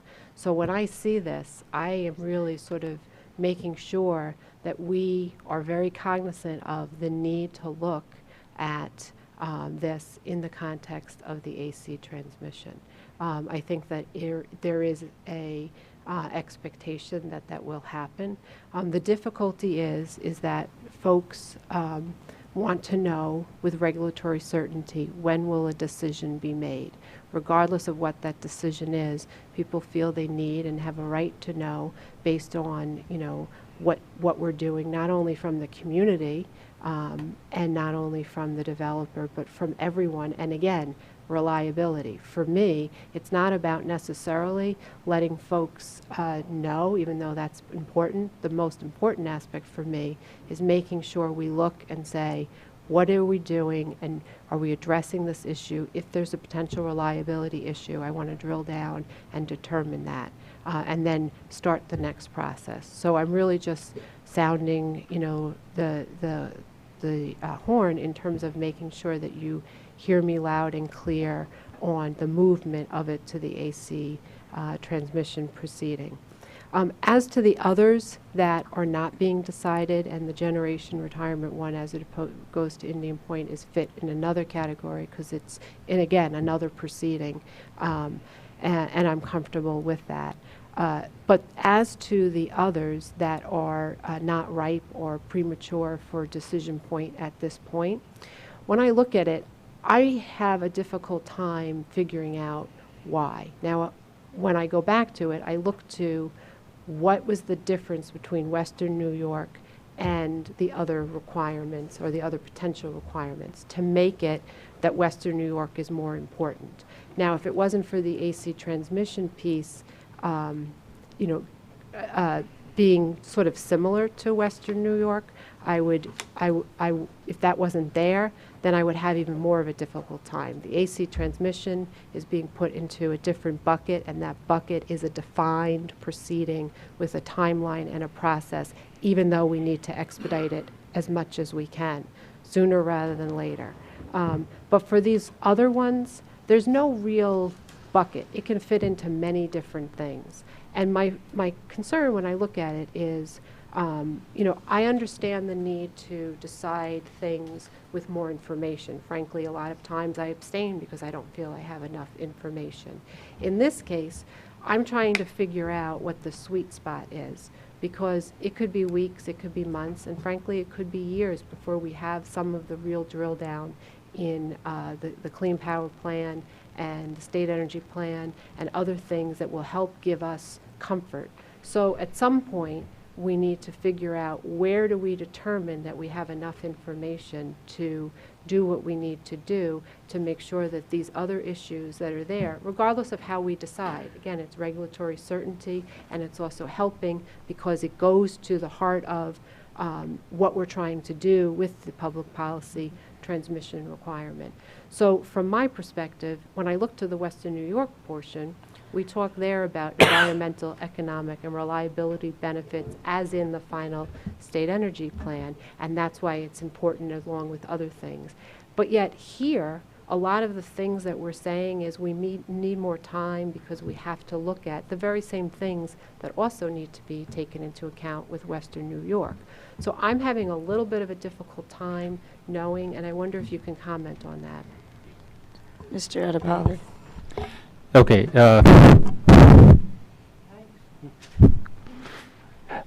Let me try to articulate the distinction between the Western New York recommendation versus, take for example, fuel diversity. Fuel diversity is an important. I think it's you, not the mic. Okay. Fuel diversity is clearly a public policy that we have articulated many times before, this commission has and the state energy plan has. So when you think of fuel diversity today, look at the energy mix in New York State. We have about 20+% coming from hydro resources and about 30% from nuclear, and a few from other renewables, and then the remainder from fossil fuels. That's our fuel diversity mix in the state. And it has improved over the years in terms of carbon emissions going down. So when we are looking at moving forward here and not being overly dependent on natural gas, so when we look at what do we need to do to increase fuel diversity and how does it relate to transmission needs? So we're trying to improve on non-fossil fuel-based resources in this fuel diversity mix. So that brings you to hydro and nuclear and other renewables. And so clearly the Western New York, as Diane has articulated, is a hydro issue, and even bringing some renewables from Canada, West Ontario is renewables, promoting fuel diversity in that sense. This is accomplishing that. Second, the AC transmission project also is going to help some of the upstate generation, including renewables, large-scale wind renewables. So those two projects are focused on increasing fuel diversity. Then you get to what does it mean for nuclear? Right now we don't necessarily have a transmission issue to accommodate existing nuclear power plants. Then what else is left? There's nothing really tangible that hits you that this is what we need to do. The Western New York recommendation now plus the AC transmission go towards promoting fuel diversity. So in that sense, what we're saying is these two projects are the ripe ones to accommodate that goal. And to the extent the state resource plan that Diane is leading with the help of a lot of stakeholders to be completed sometime early next year identifies that would look at implementing the Clean Power Plan coming out this summer from EPA plus the state energy plan goals.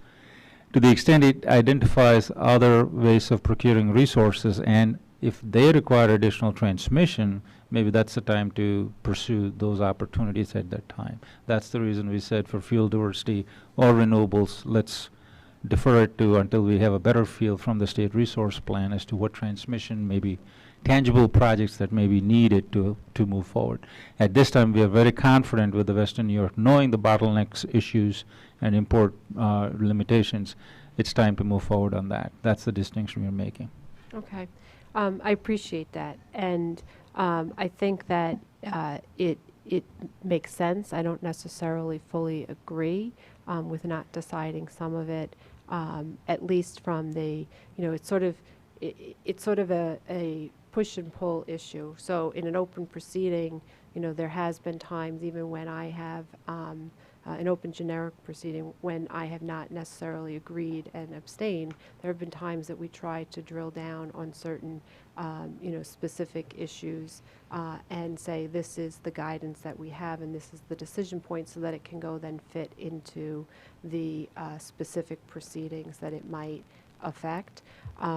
So I can at some point, again, it goes back to, is it a few weeks, it is a few months or years for some of the decision point. At some point we need to evaluate what point along the chain do we say, wait, maybe we need to bring it back to this proceeding. I know this proceeding is being closed, but and that's fine, but to the extent that we're going to need the vehicle or the, the proceeding to help address the issue. And can you talk a little bit about the integrated resource planning? We're using a different terminology, state resource plan. Okay. What we're trying to do in the state resource plan is look long-term instead of a typical 10-year term that is standard with the existing reliability planning process at the ISO. Look long-term and look at what would be the system like if the business as usual continued with no changes to the system. But then also look at different scenarios. How would the system look like if we were to implement the Clean Power Plan from EPA with specific requirements? Or another scenario, we're looking at what would it look like to accomplish the state energy plan goal specific emission reductions. What kind of resources would be needed in either of these scenarios? And what does it mean to the system from a reliability perspective and an economic perspective, integrating these immense amount of potential renewables of different sources?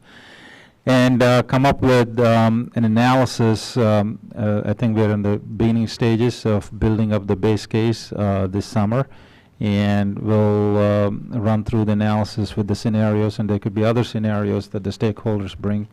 And this is not a closed process. This has been an open process.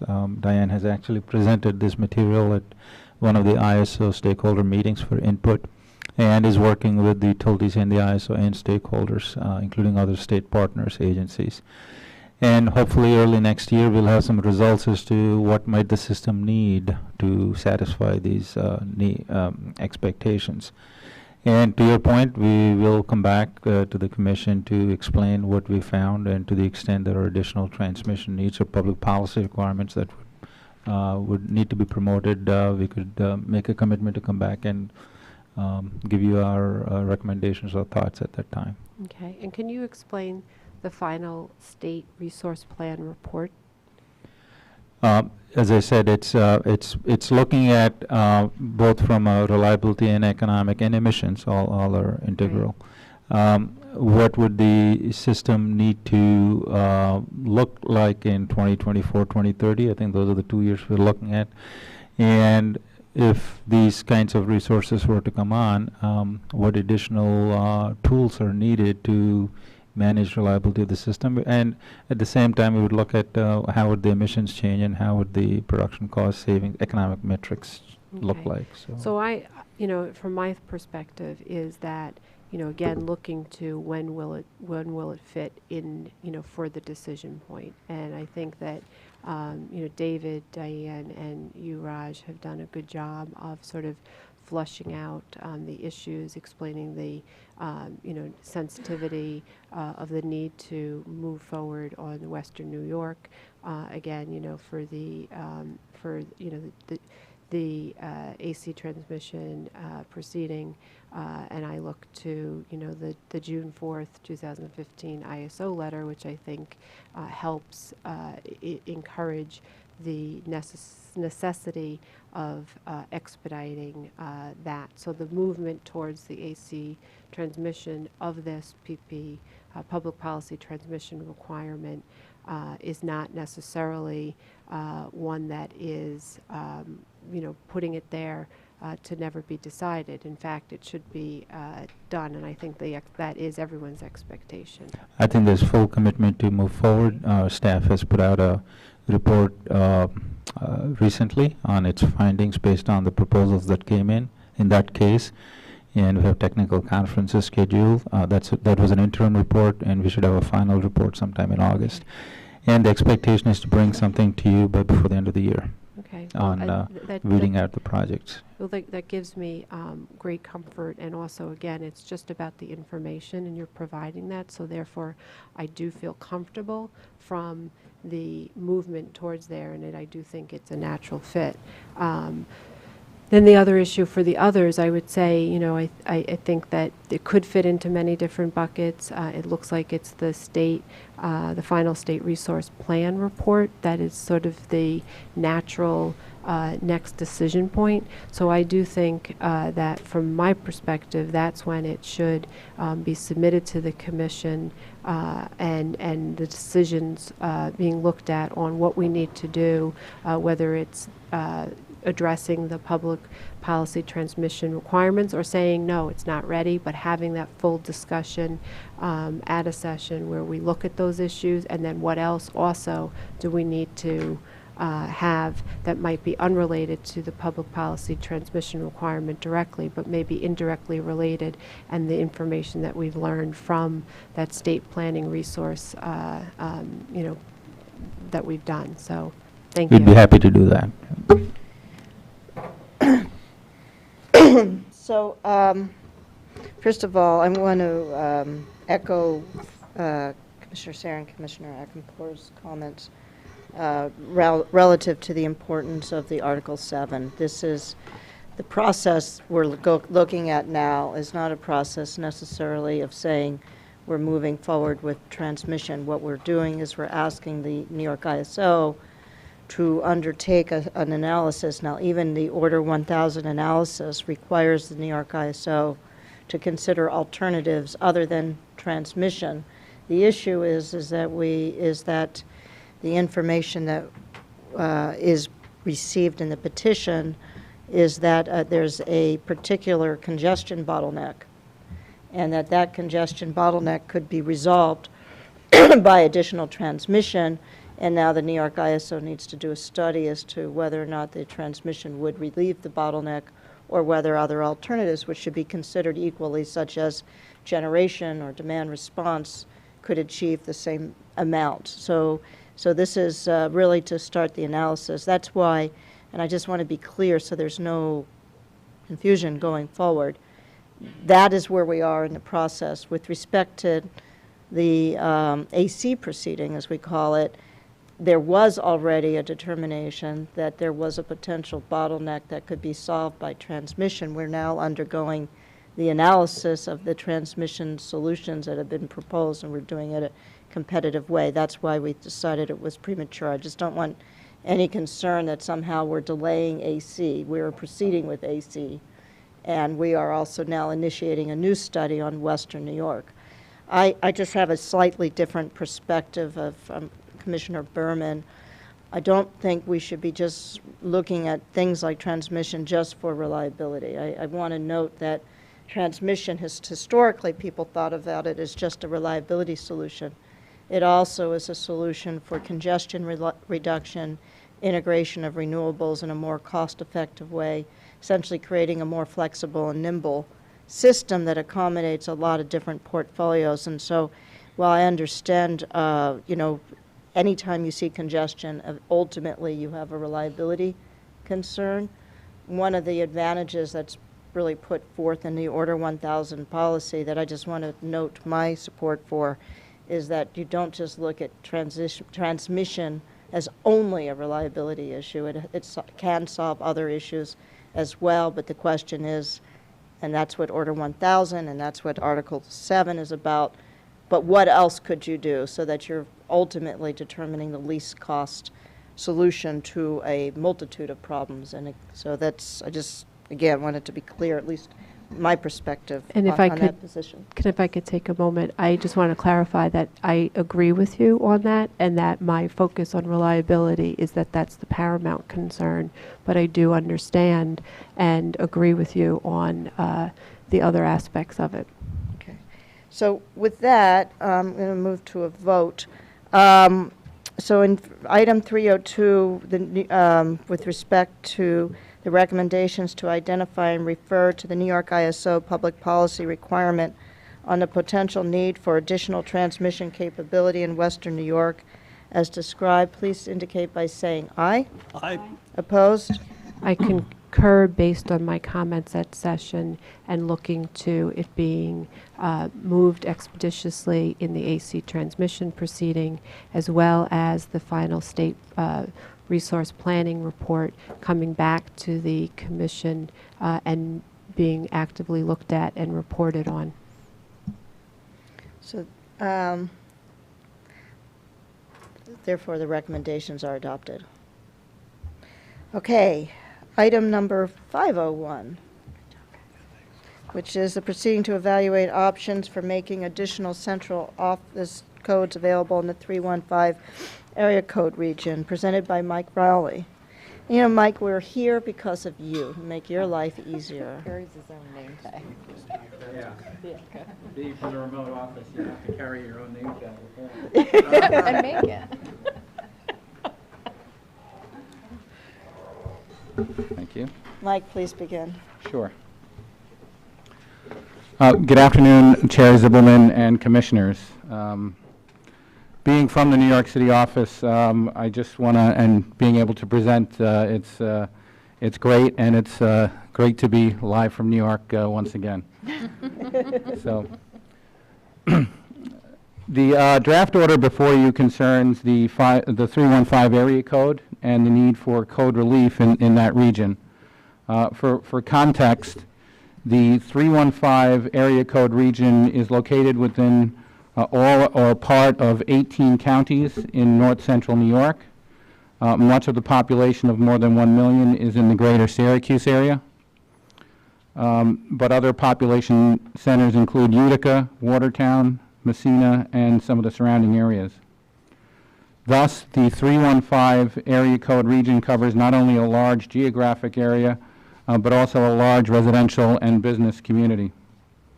And they're supported by a wide range of wired and wireless telecommunications service providers. The North American Numbering Plan Administrator, or NAMPA, is charged with area code oversight via its affiliation with the Federal Communications Commission. In February of 2015, NAMPA informed the Commission that the 315 area code is nearing exhaustion of available central office codes and is therefore in need of relief. NAMPA forecasts that 315 numbers will be exhausted beginning in the first quarter of 2017. This determination, as with nearly all numbering concerns, falls under federal jurisdiction.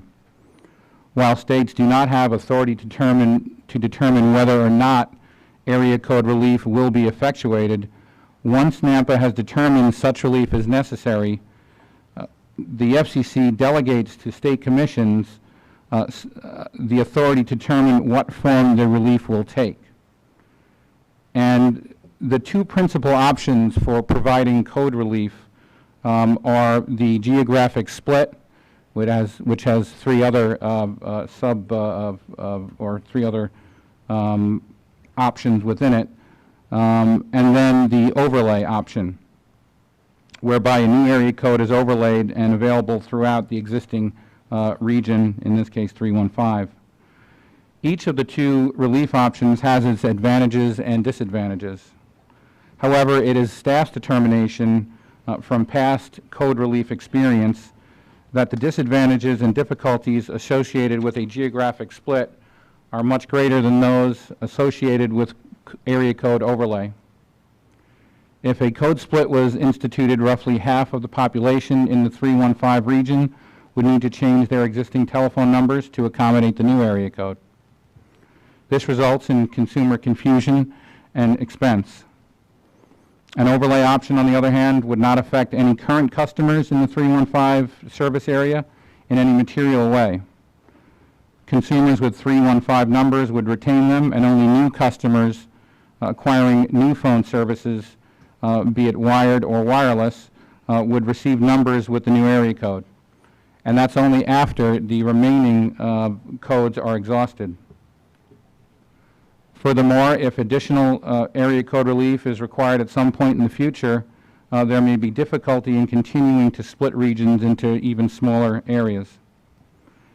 In contrast, the main drawback of an overlay code relief is that it requires 10-digit dialing for all local calls. However, 10-digit dialing is currently in place in other areas of the state and across the country. Future code relief via overlay is much simpler and managed more efficiently. Our experience in New York and in our knowledge of other states indicates that overlay codes generally provide more effective and longer-lasting relief opportunities than area code splits. Over the course of this proceeding, which indicated by the number started in 2007, staff has conducted extensive public outreach, has held more than 20 public statement hearings, and received over 400 public comments. After reviewing the case record, including a 2008 recommended decision for overlay issued by Judge Howard Jack, staff also recommends that the Commission adopt an area code overlay for relief of the exhausting of the 315 area code at the current time. It should be noted that 3 times previously, in 1999, in 2007, and 2013, NAMPA made similar determinations that 315 was impending exhaust, but in each case, number conservation measures, such as local number portability, number pooling, and reclamation delayed the exhaust date, really just pushing it out. So while conservation measures have prolonged the life of 315 for the past 15 years, there are no additional conservation methods or measures that can eliminate the need for area code relief or significantly extend the time when relief will be needed currently. Because of the significant lead time necessary for staff to oversee really the industry's implementation, planning, and public outreach, and the additional follow-up processes associated with area code relief, it is very important for the Commission to approve the 315 area code relief today so that implementation efforts may commence immediately. The lead time usually takes about 18 months, which puts us in the first quarter of 2017, which is NAMPA's current target for exhaustion. That concludes my presentation, and joining us in Albany today is Dave Kitchen, our area code relief expert, and we will be happy to answer any questions you may have. Thank you, Mike, and thank you, Dave. Just so it's clear to me, if in fact we got to the point where there was exhaustion, we hadn't done anything, what happens? I think NAMPA would probably institute what's called a jeopardy of exhaust, process where numbers would be rationed. And I guess it's technically possible that the FCC or NAMPA would then, if we did nothing further, they would implement it on their own.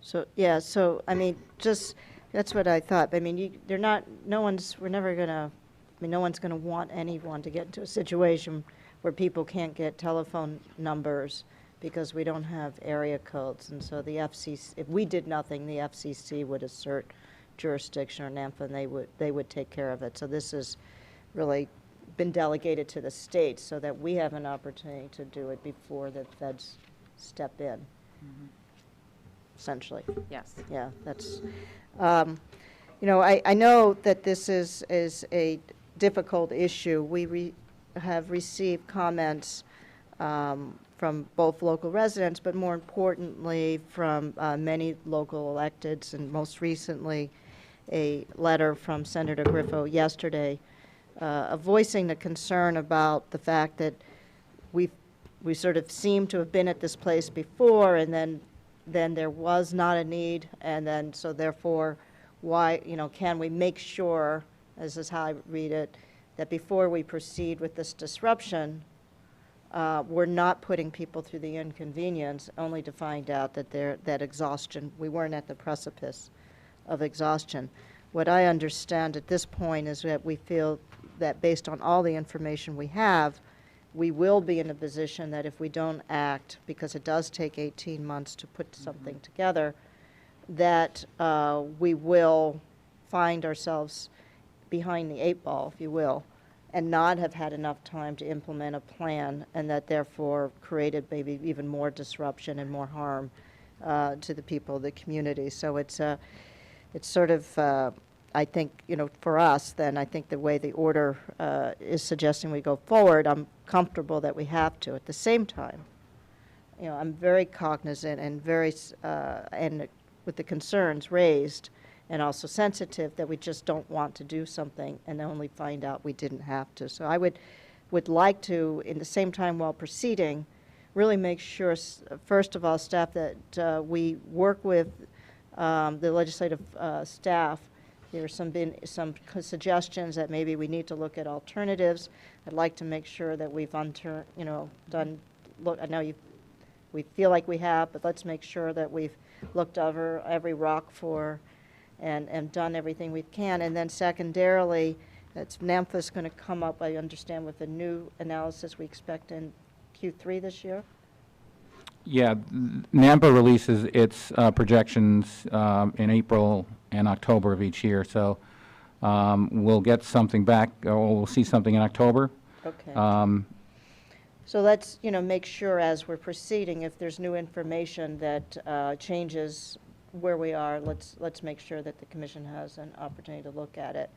And with that, I'm comfortable with proceeding, but and then again, I want to echo, I'm very appreciative of Senator Griffo and the other legislative individuals who represent these areas, that we need to do everything we can to avoid disruption, and we'll do everything we can, but in the meantime, we need to make sure that we're keeping ourselves in a good position and not put ourselves in a worse position because of timing. So I think that's, from my perspective, the right way to proceed. So I intend to vote in favor of the order. Commissioner Aguilar? I agree with the chair. I mean, as a former elected official, certainly I understand the senators and the other elected officials' concerns. But I think that we have looked at this for quite some time. Am I right, Michael? Yes, This isn't the first time this has come before us, so we have been thoughtful in this process.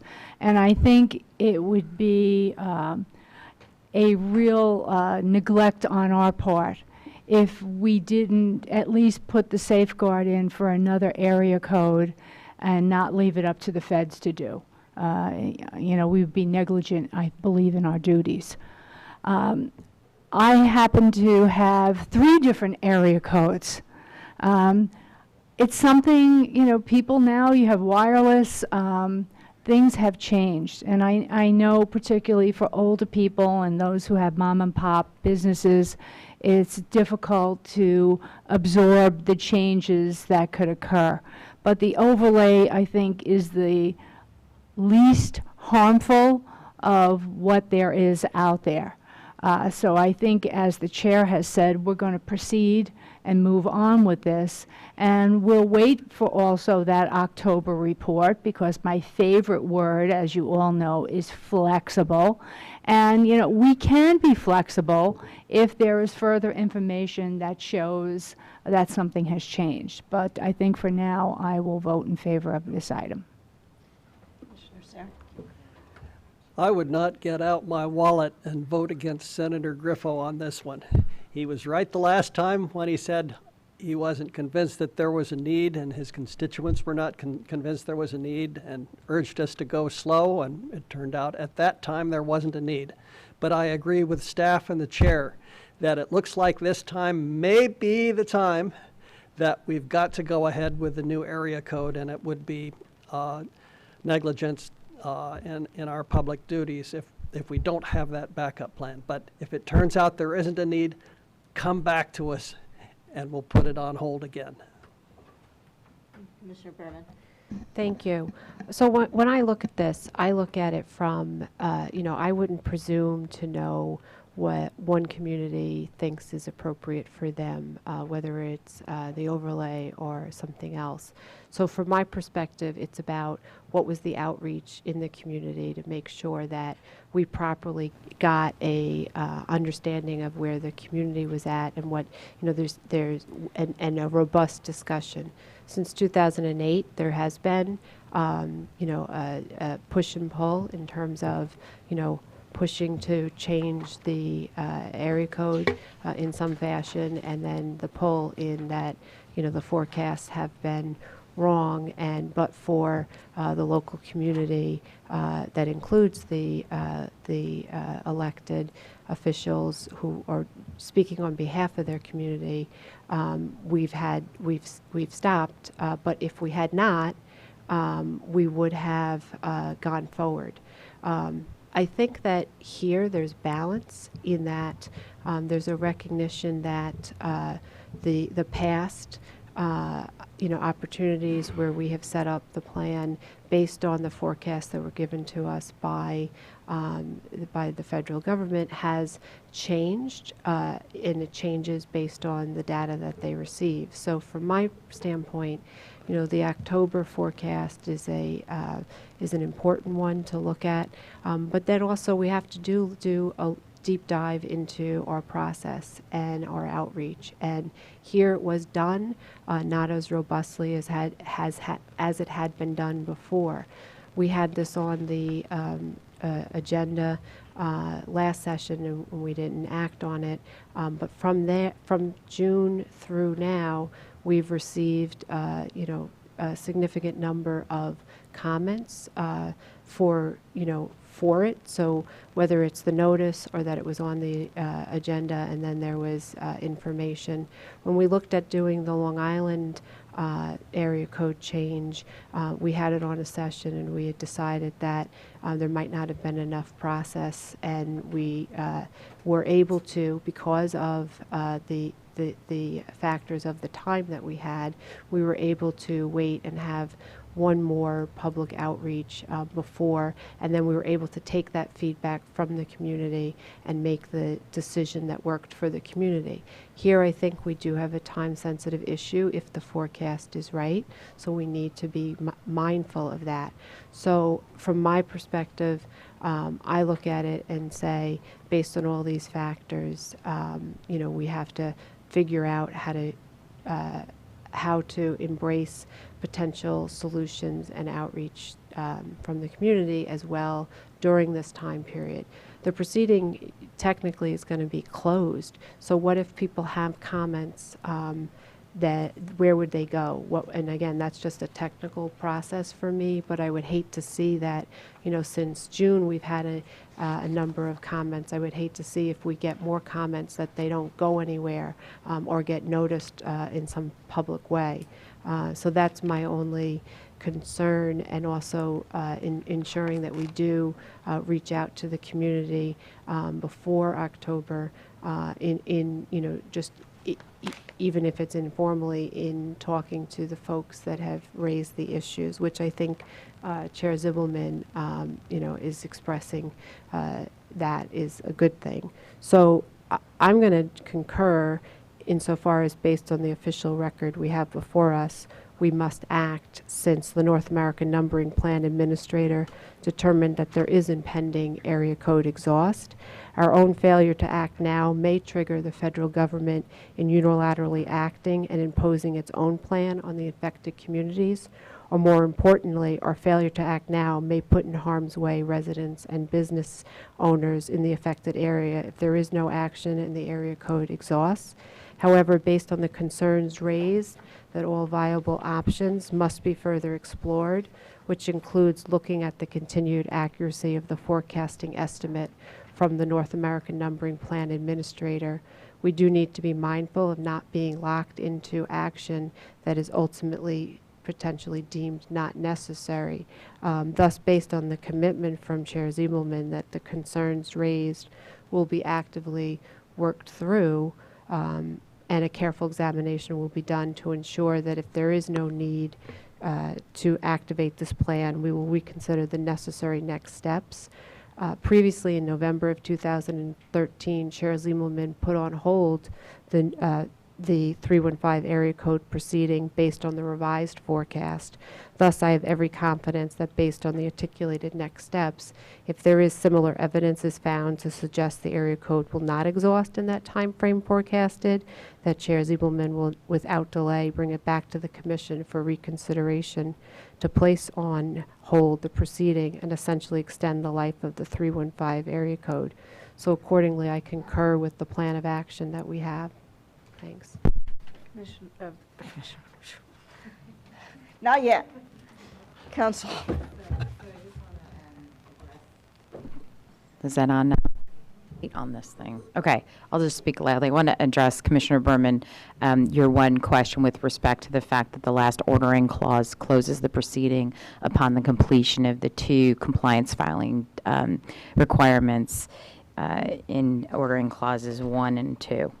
The Commission can, at its own discretion or in its own discretion, reopen a proceeding. And as the Chair has charged the staff to look at the NANPA, what an acronym, October report on where things stands with respect to number exhaustion, we'll do that and bring that information to the Chair. And if it's appropriate, the Commission can reopen its proceeding and re-examine the time frame for moving forward with the overlay recommendation in the order.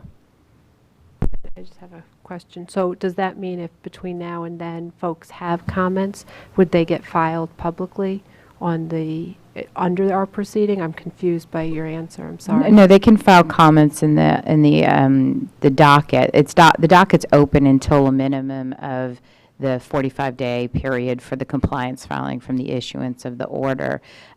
People can always file comments. We have a PSC helpline. We take comments regardless of whether or not the docket is open, and we'll respond to those, find a home for those as appropriate. So that's part of the information that I would expect to give to the Chair, in addition to what comes out of the October report from NANPA. So it wouldn't just be solely limited to the October report.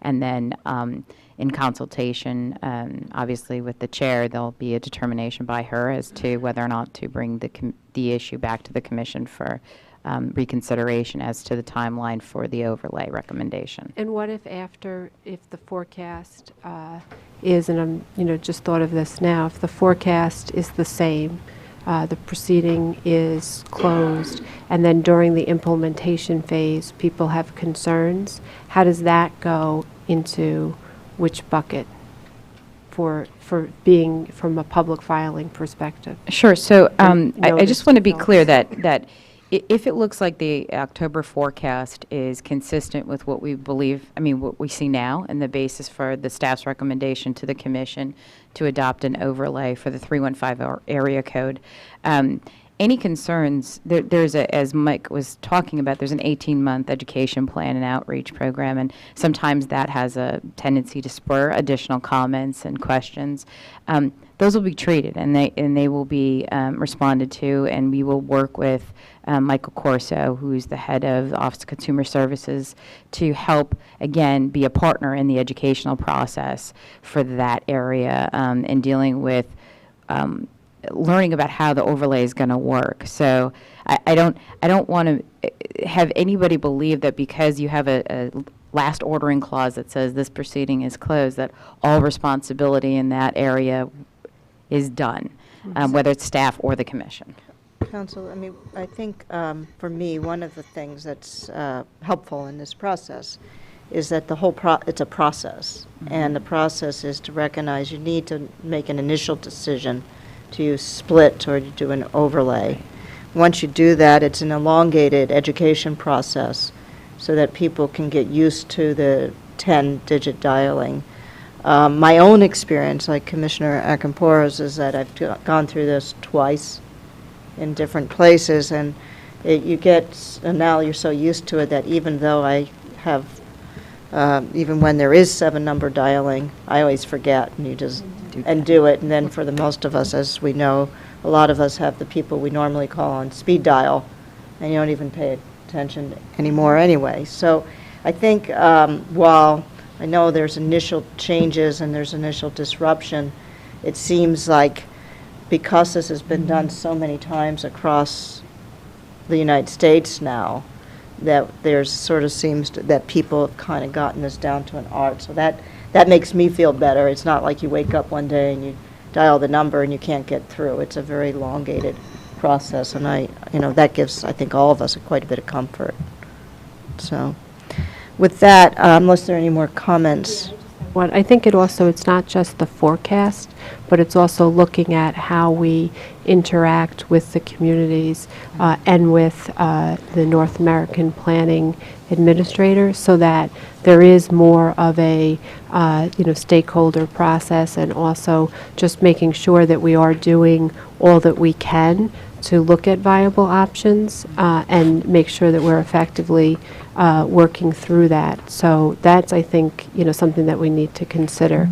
We've gone through this a number of times, and depending on, how well we do it, sometimes there's, great understanding, and other times there's not. And in this case, it's just a matter of the same way with the Long Island area code. I just want to be sensitive to the fact that, our process was not as robust as it had been done before. So from that process, we did follow, and again, I know that it had been done several times, but still, I think from the fact that we had put it on hold to now, I think we just need to be cognizant of the fact, and I think that's why the interest of folks in the community like Senator Griffo and Senator Ritchie are helpful to us, just to give us pause in our own internal processes and how we communicate. So, thanks.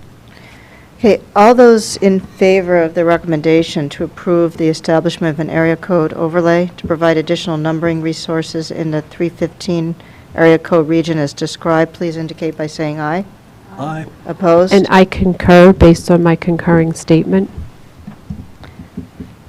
There being no opposition, recommendations are adopted. Okay, we're going to move to the consent agenda. Do any of the commissioners wish to recuse or abstain from voting on any of the consent agenda items? Okay. All those in favor of the recommendations on the consent agenda, please indicate by saying aye. Aye. Opposed? There being no opposition, recommendations are adopted. Secretary Burgess, is there anything further to come before us today? There's nothing further to come today. The next commission meeting is August 13th in Albany. Okay. Mr. Rowley, thank you for welcoming us to your home and to the other New York City staff. We're so happy to be here with you. Thank you. And thank you for saving me the trip to Albany. Yes. What I really wanted to do was talk about my horrible experience with a split.